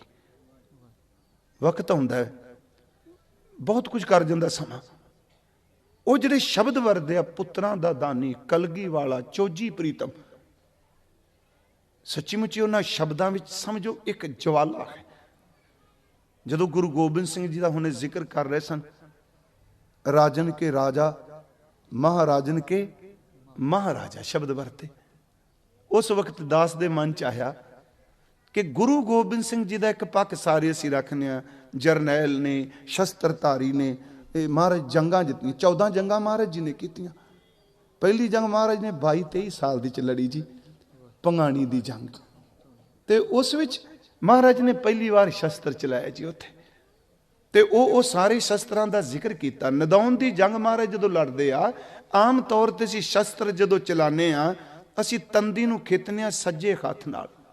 ਨਦੌਨ ਗੁਰੂ ਗੋਬਿੰਦ ਸਿੰਘ ਜੀ ਨੇ ਖੱਬੇ ਹੱਥ ਨਾਲ ਵੀ ਸ਼ਸਤਰ ਚਲਾਇਆ, ਉਹਨੇ ਹੀ ਵਾਰ ਕਰਦੇ ਸਨ ਤੇਜ਼, ਜਿੰਨਾ ਸੱਜੇ ਨਾਲ ਕਰਦੇ ਸਨ। ਜਦੋਂ ਮਹਾਰਾਜ ਜੰਗ ਲੜ ਰਿਹਾ ਰਾਜਿਆਂ ਦੇ ਵਿਰੁੱਧ, ਸਿਰਫ ਚਲੋ ਇੱਕ ਦ੍ਰਿਸ਼ਟ ਉਹਨਾਂ ਸਿੱਖਾਂ ਨੂੰ ਯਾਦ ਕਰ ਲਈਏ, ਤੇ ਮੈਂ ਇਸ ਕਰਕੇ ਕਹਿਣਾ, ਉਹ ਪਹਿਲੀ ਜੰਗ ਨੂੰ ਅੱਜ ਤੀਕਰਾ ਪੰਜਾਬ ਵਿੱਚ ਬਾਹਰ ਵੀ ਜੀ ਕਾਲ ਨਹੀਂ, ਪਰ ਕਦੀ ਸਿੱਖਾਂ ਨੇ ਉਸ ਦਿਨ ਨੂੰ ਨਹੀਂ ਮਨਾਇਆ ਜਿੱਦਣ ਗੁਰੂ ਗੋਬਿੰਦ ਸਿੰਘ ਪਹਿਲੀ ਜੰਗ ਜਿੱਤ ਕੇ ਆਏ, ਜਿੱਦਣ ਬੀਬੀ ਵੀਰੋ ਦੇ 2 ਪੁੱਤ ਸ਼ਹੀਦ ਹੋਏ, ਪੀਰ ਬੁੱਧੂ ਸ਼ਾਹ ਦੇ ਪੀਰ ਸ਼ਹੀਦ ਹੋਏ, ਇਹ ਪੁੱਤਰ ਸ਼ਹੀਦ ਹੋਏ, ਮੁਰੀਦ ਸ਼ਹੀਦ ਹੋਏ। ਮਹਾਰਾਜ ਜ਼ਫਰਨਾਮੇ ਚੋਂ ਹਰੀ ਚੰਦ ਦੇ ਨਾਲ ਜਿਹੜਾ ਮੁਕਾਬਲਾ ਹੁੰਦਾ ਹੈ, ਤੇ ਇੱਕ ਖਾਸ ਕਰਕੇ ਇਹ ਕਿਰਪਾਲ ਚੰਦ ਦਾ, ਮਹਾਰਾਜ ਜੀ ਕਿਰਪਾਲ ਦਾਸ ਦਾ ਜ਼ਿਕਰ ਕਰਦੇ, ਉਦਾਸੀ ਦਾ, ਉਹਦੇ ਬਾਰੇ ਤਾਂ ਮਹਾਰਾਜ ਇੰਨਾ ਸੋਹਣਾ ਅਲੰਕਾਰ ਵਰਤਿਆ, ਕਿਰਪਾਲ ਕੋਪੀਆਂ ਕੁੱਤ ਕੋ ਸੰਭਾਰੀ, ਖੱਟੀ ਖਾਨ ਹਯਾਤ ਕੇ ਸੀ ਜਾਰੀ, ਉਠੀ ਛਿਚ ਮਿਜੰ ਕੱਡਾ ਮੇ ਜੋਰੰਗ, ਮਾਨੋ ਮਾਖਨ ਮਟਕੀ ਕਾਨ ਫੋਰੰਗ। ਮਹਾਰਾਜ ਕਹਿੰਦੇ ਮੈਂ ਦੇਖ ਰਿਹਾ ਕਿ ਕਿਰਪਾਲ ਦਾਸ ਨੇ ਹਯਾਤ ਖਾਨ ਦੇ ਸਿਰ 'ਚ ਪੂਰੇ ਜ਼ੋਰ ਨਾਲ ਸੋਟਾ ਮਾਰਿਆ, ਤੇ ਮਹਾਰਾਜ ਨੇ ਸਾਡੇ ਅੱਖਾਂ ਨਾਲ ਦੇਖਦਿਆਂ ਉਹਦੀ ਖੋਪੜੀ ਚੋਂ ਮਿੱਝ ਇਸ ਤਰ੍ਹਾਂ 4 ਚੁਫੇਰੇ ਡਿੱਗੀ, ਜਿਵੇਂ ਮਾਨੋ ਕ੍ਰਿਸ਼ਨ ਨੇ ਮੱਖਣ ਦੀ ਭਰੀ ਹੋਈ ਮਟਕੀ ਜ਼ਮੀਨ ਉੱਤੇ ਤੋੜ ਦਿੱਤੀ ਹੋਵੇ। ਕਿਰਪਾਲ ਕੋਪੀਨ ਕੁੱਤ ਕੋ ਸੰਭਾਰੀ, ਹਟੀ ਖਾਨ ਹਯਾਤ ਕੇ ਸ਼ੀਸ਼ ਜਾਰੀ, ਉਠੀ ਛਿਚ ਮੱਜੰ ਕੱਢਾ ਮੇ ਜੋਰੰਗ, ਮਾਨੋ ਮਾਖਨ ਮਟਕੀ ਕਾਨ ਫੋਰੰਗ। ਕਹਿੰਦੇ ਵੇਖੋ ਇਸ ਤਰ੍ਹਾਂ ਮਿੱਝ ਆਈ ਜਿਵੇਂ ਮੱਖਣ ਮਟਕੀ ਚੋਂ ਬਾਹਰ ਚਲਾ ਗਿਆ। ਹੁਣ ਮਹਾਰਾਜ ਜਦੋਂ ਹਰੀ ਚੰਦ ਨੂੰ ਬੇਹੋਸ਼ ਹੋ ਗਿਆ, ਭਾਈ ਸੰਗਰਾਮ ਨਾਲ ਲੜਦੇ ਆ, ਜਦੋਂ ਉਹਨੂੰ ਹੋਸ਼ ਆਈ, ਉਹਨੇ ਪੁੱਛਿਆ ਜੰਗ ਸਮਾਪਤ ਹੋ ਗਿਆ? ਮਹਾਰਾਜ ਦੀ ਪਹਿਲੀ ਜੰਗ ਸੀ ਪਹਾੜੀਆਂ ਰਾਜਿਆਂ ਵਿਰੁੱਧ। ਉਹ ਕਹਿੰਦੇ ਨੇ ਜੰਗ ਨਹੀਂ ਸਮਾਪਤ ਹੋਇਆ, ਲੜਾਈ ਮੁੱਕੀ ਨਹੀਂ। ਹਰੀ ਚੰਦ ਆਇਆ, ਇਹਨੇ ਮਹਾਰਾਜ ਜੀ ਨੂੰ ਇਹ ਸ਼ਬਦ ਕਿਹਾ, ਕਹਿੰਦਾ ਮੈਂ ਤੁਹਾਡੇ ਨਾਲ ਲੜਨਾ ਚਾਹਨਾ। ਗੁਰੂ ਸਾਹਿਬ ਕਹਿੰਦੇ ਨੇ ਮੈਂ ਇੰਤਜ਼ਾਰ ਕਰਨਾ, ਮੈਂ ਆਇਆ, ਮੈਂ ਵੀ ਲੜਨਾ। ਇਹ ਗੱਲ ਯਾਦ ਰੱਖਿਓ। ਮੈਂ ਅੱਜ ਬੇਨਤੀ ਕਰਾਂ, ਨਿਸ਼ਚੇ ਵਾਲਿਆਂ ਦੀ ਹਮੇਸ਼ਾ ਜਿੱਤ ਹੁੰਦੀ ਏ। ਸਮਾਂ ਭਾਵੇਂ ਕਹਿ ਕੇ ਹਰਾ ਦਿੱਤਾ ਹੈ, ਪਰ ਨਿਸ਼ਚੇ ਵਾਲੇ ਕਦੀ ਹਾਰਦੇ ਨਹੀਂ ਹੁੰਦੇ। ਮਹਾਰਾਜ ਨੇ ਇੱਕ ਸ਼ਬਦ ਵਰਤਿਆ, ਨਿਸ਼ਚੈ ਕਰ ਆਪਣੀ ਜੀਤ ਕਰੋ। ਜਿਸ ਦਿਨ ਜਨਮ ਸਥਾਨ ਦਾ ਉਦਘਾਟਨ ਸੀ, ਮੈਂ ਆਇਆ, ਕਾਹਲੀ ਸੀ ਮੈਨੂੰ ਤੁਸੀਂ ਤਸਵੀਰ ਦਿੱਤੀ ਸੀ ਇੱਕ ਸੰਤਾਂ ਦੀ ਜਿਹੜੇ ਅੰਦਰ ਲਾਈ ਹਨ। ਪਤਾ ਨਹੀਂ ਮੇਰੇ ਜਾਂਦਿਆਂ ਮਨ ਚ ਆਇਆ, ਮੈਂ 2 ਸਤਰਾਂ ਉਸ तस्वीर ते लिखियां सन कविता च। मैं तां कहा ये बटरंग नहीं, असल च निश्चा बड़ी वड्डी चीज हुंदा है। निश्चा चमकौर दी गढ़ी च लड़दा है। गिनती किन्नी है? गुरशना चे कारी कुनद चेहल नर के दा लख बरायद बरो बेखबर ते निश्चय अकाल तक सैब उत्ते लड़दा है। गिनती मिनती उस तरह है जी। उस दिन मैं एक सतर लिखी सी, तू लड़िया मैदाने जंग अंदर, मन सी उदों तू लड़िया मैदाने जंग अंदर, उदों डरदे सी तेरे तीर कोलों, तू शहादत दा जाम भी पी गया अजे डरदे ने तेरी तस्वीर कोलों। वो दो सतरां जो तुझ दित्तियां मेरे मन च आया, मैं उस फोटो थले लिखियां, तू लड़िया मैदाने जंग अंदर, उदों डरदे सी तेरे तीर कोलों, तू शहादत दा जाम भी पी गया ये डरदे ने तेरी तस्वीर कोलों। बेनती करां, हरी चंद उठदा पर करम तो दूर नहीं जाना, राजन के राजा। वो महाराज जी नूं कहंदा मैं लड़ना है। ये साखी नहीं केवल महाराज जी की बाणी, सच्चे पातशाह विचित्र नाटक च गुरु साहब बिल्कुल गुस्से च नहीं, मुस्कुरांदे आ, कहंदे हरी चंद तुसीं क्या सी तैयार हां। एक तो उम्र करके हरी चंद वड्डा है, दूजा उहदे कई जंगां दा तजर्बा है। महाराज नूं कहंदा वार करो। सतगुरु मुस्कुरा के कहंदे हरी चंद अज मैं पहली जंग लड़ना आया, मैं दो गल्लां घरों लैके आया, जित के जाना है जां मर के जाना है, मैं हार के वापस नहीं जाना। ये शब्द सुनने वाले, जितना ते मैं मरना शब्द वरत्या। उस दिन मैं क्या सी, शहीद लफज सिर्फ गुरु ग्रंथ साहिब दो वारी आया है। दसम दी बाणी विच भी गुरु ग्रंथ साहिब विच जिन्ना शब्द सत्कार लई वरत्या मरना वरत्या गया है। जब आपकी औद निधान बने अत ही रण में तब जूझ मरूं है, कबीर मोहे मरने का चौक है, पहला मरण कबूल जीवन की छड़ आस। जिवें शब्द वरतने आपां सूरा सो पहचानिए जो लरै दीन के हेत पुरजा पुरजा कट मरै शब्द है। इस करके मरे शब्द नूं ये नहीं समझना, मान लो कोई सिंह हुंदा सी कि भी असीं कहने धर्म दी खातर मर गया, मरना शब्द माड़ा ना समझना। हालां मरना वखरा वखरा है सारियां दा। महाराज कहंदे ने मैं पहले दिन आया पहली जंग लड़न, वो कहंदा भी ठीक है। अगली गल गुरु साहब कहंदे आ भी याद रखी, गुरु घर पहला किसी ते वार नहीं करता, मैं वार नहीं करना तेरे ते। कहंदा हद हो गई। आखिर इहो जी शब्द वरतने वो राजा जिहड़ा इन्ना माहिर है तीर अंदाजी विच, जिधर हरी चंद हो जाता सी कहंदे सन जित पक्की। महाराज कहंदे मैं वार नहीं करने, पहला वार तू कर, तीन तू करी, जे तिन्ना च तेरा टिकाने ते लग गया जिवें रब दी मर्जी। हाँ जे मैं बच गया मैं दूजा कोई नहीं करना, मैं इको ही करांगा। वेखो तुसी महाराज जी दा शब्द, महाराज दे बचन ने, हरी चंद कोपे कमानंग संभारंग, प्रथम बाजिंग तान बाणंग प्रहारंग। हरी चंद दे लफ्ज़ सुन के क्रोधित हो गया। महाराज ने अपने लिए शब्द क्रोधित नहीं वरत्या, उत्थे एक नवा शब्द महाराज ने दिता है, वो अगे मर्ज करना। हरी चंद कोपे कमानंग संभारंग, प्रथम बाजिंग तान बाणंग प्रहारंग। पहला तीर मारिया साडे घोड़े नूं, बाज दा अर्थ है घोड़ा।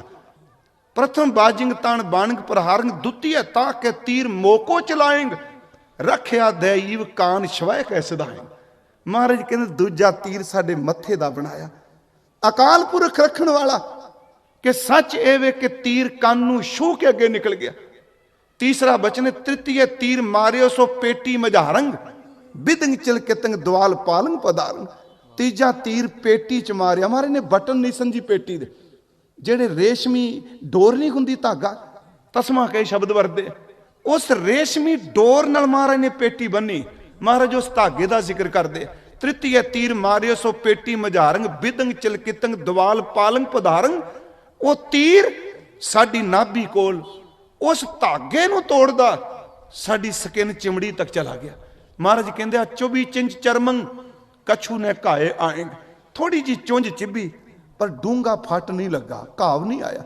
24 चिंच चरमंग कछू ने घाए आएंग पर नाल ये नहीं क्या मेरी पटेबाजी ने, मेरी शस्त्र विद्या के अभ्यास ने। महाराज कहते कवल केवल दास जानक बचाएंगे, मैनू अकाल पुरख ने हथ दे के बचा लिया। चुभी चिन चरम कछु ने घाए आएंग, कलंग केवलंग दास जानक बचाएंग। अगे फिर महाराज कहते जब बाण लागो, उत्थे गुस्सा नहीं वरत्या शब्द, तब रोस जागियो। रोस ते वीर रस का बड़ा आपस रिश्ता है जी, रोस विचों वीर रस उपजदा है। जब बाण लाग्यो तब रोस जाग्यो, कलंग लै कमाणग हणग पाण ताणग सब वीर धाए, सरोहंग चलाए सा करोड़ राएंग वाहे काल काएंग। उथे महाराज शब्द वरदिया खरी चंद मारे सो जोधा लतारे। मैं बेनती जी कर लगा सुनो, गुरु साहब आप सवैया का पाठ रोज कर दियो। गुरमुखो नितनेमनी जिंदगी छन्ना, महापुरखों के जन्म स्थान पर आए हो जिन्हों ने अज तक अमृत छकिया नहीं। मैं सिंह साहब नूं पिछले साल कहा चलो शरीर मेरा तंग मैनू काफ़ी दिनों तो कर रहा बैठन विच, पर मेरी इच्छा है कि इस स्थान पर एडा वड्डा सालाना समागम होवे, इस पिंड की गली विच भी तिल सट्टन जिन्नी थां ना होवे। इलाके वालिओ ये तुहाडा फर्ज बनदा है। कई बारी नेड़े रहिंदियां उन्नी कदर नहीं हुंदी। मैं तुहानूं बेनती करांगा सालाना समागम जिवें हुण बनाया है इस ढंग नाल चले कि इस महापुरुष के स्थान पर जो निशान झुलदा है, इस निशान विचों भी सानूं कोई दात मिले। नितनेम नहीं कदी छड्डना जिंदगी च। शरीर स्वस्थ खीण समय सिमरंत नानक राम दमोदर माधव है। बुखार चढ़िया होवे नहीं शरीर उठदा लेट के कर लो, नहीं मान लो कई बार क्रिया नहीं सोधी इशनान नहीं हुंदा, पर नितनेम क्यों छड्डीए? हो सकता है जिंदगी का अंत किते उत्थे आउणा होवे जिथे पानी भी नसीब ना होवे। बाणी का संबंध साडे सवासां नाल है, पर तंदुरुस्त रहिंदे इशनान नहीं छड्डना। हुण जे आपां खुल मिल गई जी नहीं, मैनू पता है ना नितनेम नहीं छड्डना, लख तर्क आ जाण। मैं एक बेनती कीती सी, तर्क की थां है। महाराज ने बड़े शब्द वरते, हई ता पांडे कत जेकर सूतक मनीए जे मुहाका घर मुसारे।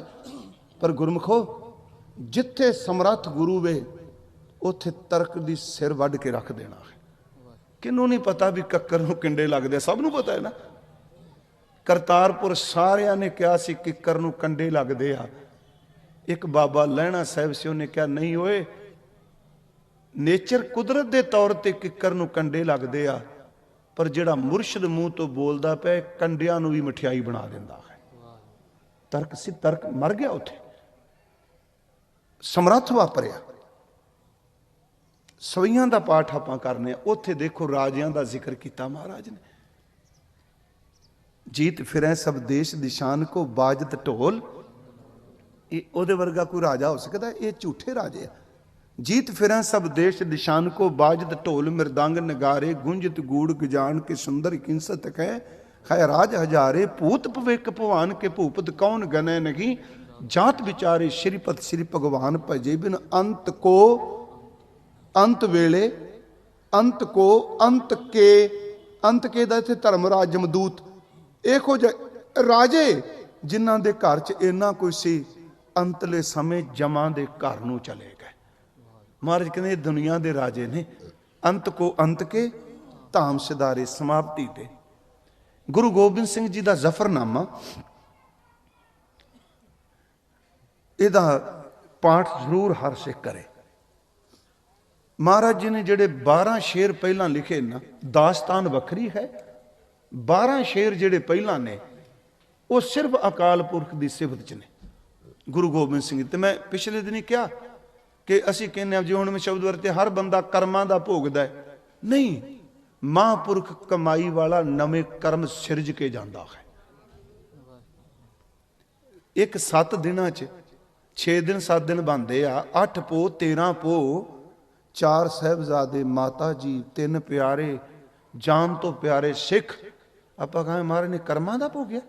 नहीं नहीं, ਇਹਦਾ ਮੈਨੂੰ बड़ा सोहना उत्तर मिलिया। गुरु साहब ਦੇ ਇੱਕ 52 ਕਵੀਆਂ ਚੋਂ ਕਵੀ ਨੇ ਸੇਨਾਪਤ, ਉਹਨਾਂ ਦਾ ਇੱਕ ਗ੍ਰੰਥ ਹੈ ਜੀ ਉਸ ਵੇਲੇ ਦਾ ਲਿਖਿਆ ਸ਼੍ਰੀ ਗੁਰੂ ਸ਼ੋਭਾ। ਉਹ ਜਦੋਂ ਮਾਛੀਵਾੜੇ ਮਹਾਰਾਜ ਆਉਂਦੇ ਆ ਨਾ, ਉਹ ਪ੍ਰਸੰਗ ਨੂੰ ਸ਼ੁਰੂ ਕਰਨ ਲੱਗਿਆ ਕਿ ਦੋਹਰਾ ਲਿਖਦਾ, ਉਹ ਕਹਿੰਦਾ ਨਿਰੰਕਾਰ ਅਪਾਰਗਤ ਬਹੁਵਿਧ ਕਰ ਵਿਸਤਾਰ, ਸਭੈ ਤਿਆਗ ਛਿਨ ਮੈਂ ਦਿਓ ਰਹਿਓ ਸੋ ਏਕੰਕਾਰ। ਬਸ ਇਸ ਦੋਹਰੇ ਨੇ ਸਭ ਸਾਰੇ ਉੱਤਰ ਦੇ ਦਿੱਤੇ। ਕਹਿੰਦੇ ਜਿਵੇਂ ਨਿਰੰਕਾਰ ਦੀ ਅਪਾਰ ਗਤੀ ਹੈ, ਉਹਦੀ ਮੌਜ ਆਉਂਦੀ ਹੈ। ਜਬ ਉਦ ਕਰ ਕਰਾ ਕਰਤਾਰਾ, ਪਰਜਾ ਧਰ ਤਬ ਦੇ ਅਪਾਰਾ, ਜਬ ਆ ਕਰ ਕਰਤ ਹੋ ਕਬੂ, ਤੁਮ ਮੈਂ ਮਿਲਤ ਦੇ ਤਰ ਸਭ ਹੂੰ। ਉਹ ਸਭ ਕੁਝ ਸਿਰਜਦਾ ਹੈ। ਜਿੱਦਨ ਮੌਜ ਆਉਂਦੀ ਏ ਸਭ ਕੁਝ ਸਮੇਟ ਕੇ ਇਕੱਲੇ ਦਾ ਇਕੱਲਾ ਖੁਸ਼ੀ 'ਚ ਬੈਠਦਾ ਹੈ। ਕਹਿੰਦਾ ਗੁਰੂ ਗੋਬਿੰਦ ਸਿੰਘ ਤੇਰੀ ਗਤੀ ਨਿਰੰਕਾਰ ਵਾਲੀ ਏ। ਕਦੀ ਕਿਲੇ ਬਣਾਉਣਾ, ਕਦੀ ਪੁੱਤਰ ਕੋਲ ਨੇ, ਕਦੀ ਪ੍ਰਸਾਦੀ ਗਾਤੀ ਨੇ। ਜਿੱਦਨ ਮੌਜ ਆਉਂਦੀ ਹੈ ਸਭ ਕੁਝ ਵਾਰ ਕੇ ਜੰਡ ਦੇ ਥੱਲੇ ਰੱਬ ਦੇ ਗੀਤ ਗਾਉਂਦਾ ਪਿਆ ਹੈ। ਇਹ ਨਵੀਂ ਬਖਸ਼ਿਸ਼ ਕਹਿ ਕੇ ਮਹਾਰਾਜ ਬਾਦਸ਼ਾਹ ਨੂੰ ਚਿੱਠੀ ਲਿਖ ਰਹੇ ਆ। ਸ਼ਾਇਦ ਆਪ ਵਿੱਚੋਂ ਦੇਖਿਆ ਹੋਵੇ, ਔਰੰਗਾਬਾਦ ਦੇ ਨੇੜੇ ਕਸਬਾ ਖੁਲਦਾਬਾਦ। ਇੱਕ ਵਾਰੀ ਮੈਂ ਗਿਆ ਉੱਥੇ ਕਥਾ ਕਰਨ, ਤਾਂ ਹਰ ਸਾਲ ਜਾਣਾ, ਪਰ ਮੇਰੀ ਇੱਛਾ ਸੀ ਵੀ ਕਥਾ ਔਰੰਗਜ਼ੇਬ ਦੀ ਕਬਰ ਮੈਂ ਜ਼ਰੂਰ ਦੇਖਣੀ। ਉੱਥੇ ਸਿੱਖਾਂ ਨੇ ਸ਼ਹਿਰ 'ਚ ਗੁਰੂ ਤੇਗ ਬਹਾਦਰ ਸਾਹਿਬ ਦੇ ਨਾਮ ਦਾ ਗੁਰਦੁਆਰਾ ਬਣਾਇਆ। ਚਿਸ਼ਤੀ ਸਿਲਸਿਲੇ ਨਾਲ ਸੰਬੰਧਿਤ ਸੂਫੀਆਂ ਦੀਆਂ ਕਬਰਾਂ ਨੇ, ਔਰੰਗਜ਼ੇਬ ਦੇ ਪਰਿਵਾਰ ਦੀਆਂ ਵੀ ਕਬਰਾਂ ਇਸ ਤਰ੍ਹਾਂ ਬੱਦਲ ਬਣੇ ਸਨ। ਮੈਂ ਚਲਾ ਗਿਆ ਜੀ। ਕਬਰ ਉੱਤੇ ਪੱਥਰ ਹੁਣ ਪਿੱਛੇ ਜਾ ਲੱਗਾ ਹੈ, 60-70 ਸਾਲ ਪਹਿਲਾਂ ਕਹਿ ਲਓ ਜਾਂ ਸਦੀ, ਹੈਦਰਾਬਾਦ ਦੇ ਨਿਜ਼ਾਮ ਨੇ ਲਾਇਆ ਹੈ। ਉੱਤੋਂ ਮੀਂਹ ਪੈ ਰਿਹਾ ਸੀ, ਕਬਰ ਉੱਤੋਂ ਨੰਗੀ ਹੈ, ਮਿੱਟੀ ਸੀ, ਤੇ ਮਿੱਟੀ ਜਿਹੜੀ ਏ ਉਹ 4 ਚੁਫੇਰੇ ਖਿੱਲੀ। ਯਾਦ ਰੱਖਿਓ ਜਿੱਥੇ ਖਾਨਗਾਹਾਂ ਤੇ ਕਬਰਾਂ ਹੁੰਦੀਆਂ ਨੇ ਉਹਨਾਂ ਦੇ ਦਰਵਾਜ਼ੇ ਛੋਟੇ ਹੁੰਦੇ ਆ। ਕਦੇ ਤੁਸੀਂ ਦੇਖਿਆ ਕਿਉਂ? ਉਹਦੇ ਅਕਸਰ ਦਰਵਾਜ਼ੇ ਛੋਟੇ ਹੋਣਗੇ ਕਬਰਾਂ ਬਣਾਉਂਦੇ ਜਿਹੜੇ। ਉਹਦਾ ਮਤਲਬ ਇਹ ਹੁੰਦਾ ਬੰਦੇ ਨੂੰ ਕਹਿਣਾ ਨਾ ਪਏ, ਆਪਣੇ ਆਪ ਹੀ ਝੁਕ ਜਾਏ। ਪਰ ਉੱਥੇ ਜਾ ਕੇ ਜਦੋਂ ਅਸੀਂ ਗਏ, ਧੰਨ ਧੰਨ ਬਾਬਾ ਜ਼ੋਰਾਵਰ ਸਿੰਘ ਤੇ ਫਤਿਹ ਸਿੰਘ ਦੀ ਯਾਦ ਆ ਗਈ। ਦਰਵਾਜ਼ਾ ਛੋਟਾ ਹੈ ਪਰ ਸਿਰ ਨਹੀਂ ਝੁਕਾਣਾ। ਉਹ ਗੁਰੂ ਜੀ ਦੇ ਹਰ ਪੜਾਂ 'ਚ, ਹਰ ਇਤਿਹਾਸ 'ਚ ਸੱਚੀ ਮੁੱਚੀ ਹਰ ਕੌਤਕ ਵਿੱਚ ਬਹੁਤ ਵੱਡਾ, ਬਹੁਤ ਰਹੱਸ ਪਿਆ ਹੈ। ਮੀਂਹ ਪਏ ਤੇ ਸਾਰੀ ਕਬਰ ਮਿੱਟੀ ਨਾਲ ਭਰੀ ਪਈ। ਮੈਂ ਉੱਥੇ ਇੱਕ ਉਰਦੂ ਦਾ ਸ਼ੇਰ ਕਿਹਾ, ਮੈਂ ਕਿਹਾ ਬਰਸੋ ਰਹਾ ਜਿਨ ਕੇ ਸਰ ਪੇ ਛਤਰੇ ਜ਼ਰੀ। ਇਹਦਾ ਅਰਥ ਜਿਹਦੇ ਸਿਰ ਤੇ ਦੁਨੀਆ ਦਾ ਬਾਦਸ਼ਾਹ ਤੇ ਗੁਰੂ ਪਾਤਸ਼ਾਹ। ਬਰਸੋਂ ਰਹਾ ਜਿਨ ਕੇ ਸਰ ਪੇ ਛਤਰੇ ਜ਼ਰੀ, ਜਿਹਦੇ ਸਿਰ ਉੱਤੇ ਕਈ ਦਹਾਕੇ ਸੋਨੇ ਦਾ ਛਤਰ ਝੁਲਦਾ ਰਿਹਾ। ਤੁਰਬਤ ਪੇ ਉਸਕੀ ਨਾ ਸ਼ਮਿਆਨਾ ਦੇਖਾ। ਉਹਦੀ ਕਬਰ ਤੇ ਅੱਜ ਕੋਈ ਤੰਬੂ ਲਾਉਣ ਨੂੰ ਤਿਆਰ ਨਹੀਂ, ਪਰ ਜਿਹਦਾ ਸੀਸ ਚੌਂਕ ਵਿੱਚ ਕੱਟਿਆ ਗਿਆ, ਕਲਮ ਕੀਤਾ ਗਿਆ, ਜਿੱਥੇ ਉਹਦੇ ਖੂਨ ਦੇ ਤੁਬਕੇ ਡੁੱਲੇ ਉੱਤੇ ਸੋਨੇ ਦੇ ਛਤਰ ਪੈ ਝੁਲਦੇ ਨੇ। ਇਹ ਹੈ ਪਾਤਸ਼ਾਹੀ, ਇਹ ਹੈ ਗੁਰੂ ਦੀ ਪਾਤਸ਼ਾਹੀ। ਤਾਂ ਮੈਂ ਸ਼ੁਰੂਆਤ ਕੀਤੀ ਸੀ, ਜੋ ਵੀ ਉਹਦਾ ਤਖਤ, ਉਹਦਾ ਸਿੰਘਾਸਨ। ਔਰੰਗਜ਼ੇਬ ਦੀ ਕਦੀ ਪਾਲਕੀ ਨਿਕਲਦੀ ਦੇਖਦੀ ਹੈ? ਗੁਰੂ ਤੇਗ ਬਹਾਦਰ ਸਾਹਿਬ ਦੀ ਰੋਜ਼ ਨਿਕਲਦੀ ਹੈ। ਜਿੱਥੇ ਗੁਰੂ ਤੇਗ ਬਹਾਦਰ ਸਾਹਿਬ ਨੇ ਇਸ਼ਨਾਨ ਕੀਤਾ, ਉਸ ਖੂਹ ਤੇ ਅੱਜ ਵੀ ਸੰਗਤਾਂ ਅਦਬ ਨਾਲ ਚੁਲੇ ਲੈਂਦੀਆਂ ਨੇ। ਇਹ ਗੱਲ ਮੈਨੂੰ ਪਤਾ ਹੈ ਵੀ ਸਮਝ ਆਪੋ ਆਪਣੀ ਹੈ। ਗੁਰੂ ਦੀ ਸ਼ਹਾਦਤ ਦੀ ਥਾਂ ਨੂੰ ਕਦੀ ਜਠੇਰਿਆਂ ਨਾਲ ਤੁਲਨਾ ਦਿਓ। ਜਦੋਂ ਅਸੀਂ ਉੱਤੇ ਮੱਥਾ ਟੇਕਨੇ ਆ ਨਾ ਜੀ, ਉਸ ਤੋਂ ਬਾਅਦ ਫਿਰ ਥੱਲੇ ਜਾਂਦੇ ਆ ਨਾ, ਪਿੱਛੇ ਥੱਲੇ ਸੀਸਗੰਜ ਮਹਾਰਾਜ ਸਰੂਪ ਰੱਖਿਆ ਹੋਇਆ। ਲਾਈਵ ਸੁਣਦੇ ਹੋਣਗੇ, ਮੈਂ ਉੱਥੇ ਵੀ ਕਿਹਾ ਸੀ ਬੈਠਿਆ, ਮੈਂ ਕਿਹਾ ਥੱਲੇ ਸੰਗਤ ਮੱਥਾ ਮਹਾਰਾਜ ਨੂੰ ਥੋੜਾ ਟੇਕਣ ਜਾਂਦੀ, ਤੁਸੀਂ ਡਰਦੇ ਹੋ ਵੀ ਉਹ ਥੜਾ ਕਿਤੇ ਉਹ ਕਬਰ ਨਾ ਬਣ ਜਾ। ਨਹੀਂ ਪਿਆਰਿਓ, ਗੁਰੂ ਦੇ ਡੁੱਲੇ ਹੋਏ ਖੂਨ ਵਾਲੀ ਥਾਂ ਨੂੰ ਕਬਰ ਨਾਲ ਤੁਲਨਾ ਨਾ ਦਿਓ। ਤੁਸੀਂ ਸਰੂਪ ਨਹੀਂ ਰੱਖੋਗੇ, ਉਹ ਤਾਂ ਵੀ ਪਵਿੱਤਰ ਹੀ ਰਹਿਣਾ ਹੈ। ਮੇਰੀ ਬੇਨਤੀ ਜੇ ਚੰਗੀ ਲੱਗੇ ਤਾਂ ਸਰੂਪ ਤਾਂ ਉੱਤੇ, ਥੱਲੇ ਤਾਂ ਮੱਥਾ ਟੇਕਣ ਜਾਂਦੇ ਆ। ਥੱਲੇ ਗੁਰੂ ਤੇਗ ਬਹਾਦਰ ਸਾਹਿਬ ਉੱਥੇ ਬੈਠੇ ਸਨ, ਮਹਾਰਾਜ ਨੂੰ ਸ਼ਹੀਦ ਕੀਤਾ ਗਿਆ। ਹੁਣ ਗੁਰੂ ਗੋਬਿੰਦ ਸਿੰਘ ਮਹਾਰਾਜ ਜੀ ਦੇ ਜਿਹੜੇ ਪਹਿਲੇ 12 ਸ਼ੇਰ ਨੇ, ਉਹਦੇ ਵਿੱਚ 2-3 ਮੈਂ ਬੇਨਤੀਆਂ ਕਰਨੀਆਂ। ਜਦੋਂ ਬਾਦਸ਼ਾਹ ਨੂੰ ਮਹਾਰਾਜ ਚਿੱਠੀ ਲਿਖਦੇ ਆ, ਤੇ ਜਿਹੜਾ ਔਰੰਗਾਬਾਦ ਦਸਮ ਦਾ ਸਵਰੂਪ ਹੈ, ਉਹਦੇ ਵਿੱਚ ਜ਼ਫਰਨਾਮਾ ਫਾਰਸੀ ਇਬਾਰਤ ਵਿੱਚ ਹੈ, ਰੰਗੀਨ ਹੈ। ਤੇ ਉਹ ਬਾਕੀ ਸਾਰਾ ਦਸਮ ਜਿਹੜਾ ਹੈ ਉਹ ਗੁਰਮੁਖੀ ਲਿਪੀ, ਜਿਹੜਾ ਸਕ੍ਰਿਪਟ ਹੈ ਉਹ ਗੁਰਮੁਖੀ ਚ ਹੈ। ਪਰ ਜਦੋਂ ਜ਼ਫਰਨਾਮਾ ਆਉਂਦਾ ਹੈ ਤੇ ਜ਼ਫਰਨਾਮਾ ਸਾਰੇ ਦਾ ਸਾਰਾ ਜਿਹੜਾ ਉਹ ਫਾਰਸੀ ਵਿੱਚ ਹੈ। ਸੋਚਣਾ ਕਿਹੋ ਜਿਹਾ ਵਿਦਵਾਨ ਹੋਵੇਗਾ ਜਿਹਨੇ ਰੰਗੀਨ ਪੇਪਰਾਂ 'ਚ ਪੁਰਾਤਨ ਸਵਰੂਪ ਹੈ ਲੜੀਵਾਰ, ਉਹਦੇ ਦਾਸ ਨੇ ਦਰਸ਼ਨ ਕੀਤੇ। ਹੁਣ ਜਦੋਂ ਬਾਦਸ਼ਾਹ ਨੂੰ ਕੋਈ ਚਿੱਠੀ ਲਿਖਦਾ ਹੈ ਤੇ ਉਹ ਸ਼ੁਰੂਆਤ ਕਰਦਾ ਸੀ ਬਾਦਸ਼ਾਹ ਲਈ ਦੋ ਆਲਮ ਸ਼ਾਹ, ਜਹਾਂਪਨਾ, ਰਿਜ਼ਕ ਦਾਤਾ, ਪ੍ਰਜਾ ਪਾਲਕ। ਇੱਥੋਂ ਸ਼ੁਰੂ ਕਰਨਾ ਪੈਂਦਾ ਸੀ। ਈਵਨ ਕਿ ਭਗਵਾਨ ਸ਼ਬਦ ਵੀ ਰਾਜਿਆਂ ਲਈ ਵਰਤੇ ਗਏ। ਪਰ ਮੇਰੇ ਸਤਿਗੁਰੂ ਨੇ ਪਹਿਲਾ ਸ਼ੇਰ ਜਿਹੜਾ ਹੈ ਅਕਾਲ ਪੁਰਖ ਨੂੰ ਸੰਬੋਧਨ ਕੀਤਾ। ਚਿੱਠੀ ਔਰੰਗਜ਼ੇਬ ਨੂੰ ਲਿਖੀ ਜਾ ਰਹੀ ਹੈ ਤੇ ਮਹਾਰਾਜ ਲਿਖ ਰਿਹਾ ਕਮਾਲ ਕਰਾਮਾਤ ਕਾਇਮ ਕਰੀਮ ਰਜ਼ਾ ਬਖਸ਼ ਰਾਜ਼ਕ ਰਿਹਾ ਕੁਨ ਰਹੀਮ। ਕਹਿੰਦੇ ਨੇ ਪ੍ਰਮਾਤਮਾ ਤੇਰੀਆਂ ਕਰਾਮਾਤਾਂ ਦਾ ਮੈਂ ਕਾਇਲ ਹਾਂ, ਸੱਚ ਇਹ ਵੇ ਤੂੰ ਮੁਹੱਬਤ ਕਰਨਾ ਤੇ ਸਭ ਨੂੰ ਰੋਟੀ ਦੇਣਾ। ਪਹਿਲਾ ਸ਼ੇਰ ਔਰੰਗਜ਼ੇਬ ਦੇ ਮੂੰਹ ਤੇ ਚਪੇੜ ਸੀ, ਤੂੰ ਰਿਜ਼ਕ ਦਾਤਾ ਨਹੀਂ, ਰਿਜ਼ਕ ਦੇਣ ਵਾਲਾ ਕੇਵਲ ਅਕਾਲ ਪੁਰਖ ਹੈ। ਸ਼ਹਿਨशाह ਮੈਂ ਉਹਨੂੰ ਮੰਨਿਆ। ਅਗਲੀ ਗੱਲ ਦੋ ਸਿਰਫ ਸ਼ੇਰ ਮੈਂ ਹੋਰ ਕਹਾਂਗਾ। ਬਾਦਸ਼ਾਹ ਲਈ ਸ਼ਬਦ ਕੀ ਵਰਤੇ? ਮਹਾਰਾਜ ਸ਼ਬਦ ਵਰਤੇ ਆ ਕਿ ਮੇਰੇ ਸਿਰ ਦੇ ਉੱਤੇ ਅਕਾਲ ਪੁਰਖ ਦਾ ਹੱਥ ਹੈ। ਉੱਥੇ ਮਹਾਰਾਜ ਨੇ ਇੱਕ ਸ਼ਬਦ ਵਰਤਿਆ ਖੁਮਾ, ਹਮਾਯੂ ਸ਼ਬਦ ਵਰਤਿਆ ਉੱਥੇ ਖੁਮਾ ਇੱਕ ਪੰਛੀ ਹੈ। ਮਹਾਰਾਜ ਦੇ ਸਾਖੀ ਵੀ ਆਉਂਦੀ ਹੈ ਉਹ ਪੰਖ ਖੰਭਾਂ ਵਾਲੀ। ਗੁਰੂ ਸਾਹਿਬ ਕਹਿੰਦੇ ਖੁਮਾਰਾ ਕਸਾ ਸਾਇਆ ਕੇ ਆਇਦ ਬਜ਼ੇਰ, ਖੁਮਾਰਾ ਕਸਾ ਸਾਇਆ ਕੇ ਆਇਦ ਬਜ਼ੇਰ। ਮੇਰੇ ਸਿਰ ਉੱਤੇ ਅਕਾਲ ਪੁਰਖ ਖੁਮਾ ਦਾ ਸਾਇਆ ਹੈ, ਪਰਛਾਵਾਂ ਹੈ। ਬਰੋ ਦਸ ਦਰਦ ਨਾ ਜਾਗੇ ਦਲੇਰ ਜਾਗੇ, ਕਹਿੰਦੇ ਨੇ ਫਾਰਸੀ ਚ ਕਾਂ ਨੂੰ ਜਿਹਦੇ ਸਿਰ ਤੇ ਅਕਾਲ ਪੁਰਖ ਹੱਥ ਰੱਖੇ ਤੇਰੇ ਵਰਗੇ ਚਲਾਕ ਕਾਂ ਉਹਦਾ ਕੁਝ ਵੀ ਨਹੀਂ ਵਿਗਾੜ ਸਕਦੇ। ਚੇਤੇ ਰੱਖਿਓ ਚਿੱਠੀ ਉਦੋਂ ਲਿਖੀ ਗਈ ਜਦੋਂ ਬਾਦਸ਼ਾਹ ਤਖਤ ਉੱਤੇ ਹੈ। ਇੱਕ ਸ਼ਬਦ ਮਹਾਰਾਜ ਦਾ ਹੋਰ ਹੈ। ਹਜ਼ੂਰ ਨੇ ਇੱਕ ਸ਼ਬਦ ਵਰਤਿਆ ਕਸੇ ਪੁਸ਼ਤ ਉਫਤਦ ਪਸੇ ਸ਼ੇਰੇ ਨਰ। ਕਹਿੰਦੇ ਨੇ ਔਰੰਗਜ਼ੇਬ ਜਿਹੜਾ ਸ਼ੇਰ ਦੇ ਕੋਲ ਖਲੋਤਾ ਹੋਵੇ ਉਹਦੇ ਸਾਹਮਣੇ ਤਿੰਨ ਜਾਨਵਰ ਲੰਘਣ, ਇੱਕ ਭੇਡ, ਇੱਕ ਬੱਕਰੀ ਤੇ ਤੀਜੀ ਹਿਰਨ। ਭੇਡ, ਬੱਕਰੀ ਤੇ ਹਿਰਨ ਉਹਦਾ ਕੁਝ ਨਹੀਂ ਵਿਗਾੜ ਸਕਦੀ ਜਿਹੜਾ ਬੱਬਰ ਸ਼ੇਰ ਦੇ ਕੋਲ ਖਲੋਤਾ ਹੋਵੇ। ਤੇਰੀਆਂ ਭੇਡਾਂ ਨੇ ਮੇਰਾ ਕੀ ਵਿਗਾੜ ਸਕਣਾ? ਆਹ ਹੈ ਤੇਰੇ ਵਰਗਾ ਰਾਜਾ ਕੋਈ ਨਹੀਂ। ਇਹ ਹੈ ਪਾਤਸ਼ਾਹ ਸਤਿਗੁਰੂ। ਸਤਿਗੁਰੂ ਨੇ ਸ਼ਬਦ ਵਰਤਿਆ, ਕਹਿਣ ਲੱਗੇ ਕਸੇ ਪੁਸ਼ਤ ਉਪਦਤ ਪਸੇ ਸ਼ੇਰੇ ਨਰ, ਨਾ ਗੀਰਦ ਬੂਜ਼ੋ ਮੇਸ਼ੋ ਆਹੂ ਗੁਜ਼ਰ। ਮੈਂ ਬੇਨਤੀ ਸ਼ੁਰੂਆਤ ਕੀਤੀ ਸੀ ਰਾਜਨ ਕੇ ਰਾਜਾ, ਮਹਾਰਾਜਨ ਕੇ ਮਹਾਰਾਜਾ। ਸੱਚੀ ਮੁੱਚੀ ਅਕਾਲ ਪੁਰਖ ਵਰਗਾ, ਗੁਰੂ ਵਰਗਾ ਕੋਈ ਰਾਜਾ ਨਹੀਂ। ਇਹ ਸ਼ਹਿਨशाਹਾਂ ਦਾ ਸ਼ਹਿਨशाह ਹੈ, ਪਾਤਸ਼ਾਹਾਂ ਦਾ ਪਾਤਸ਼ਾਹ ਹੈ। ਆਪ ਸਮੂਹ ਨਗਰ ਦਾ ਬਹੁਤ ਧੰਨਵਾਦ ਸਿੰਘ।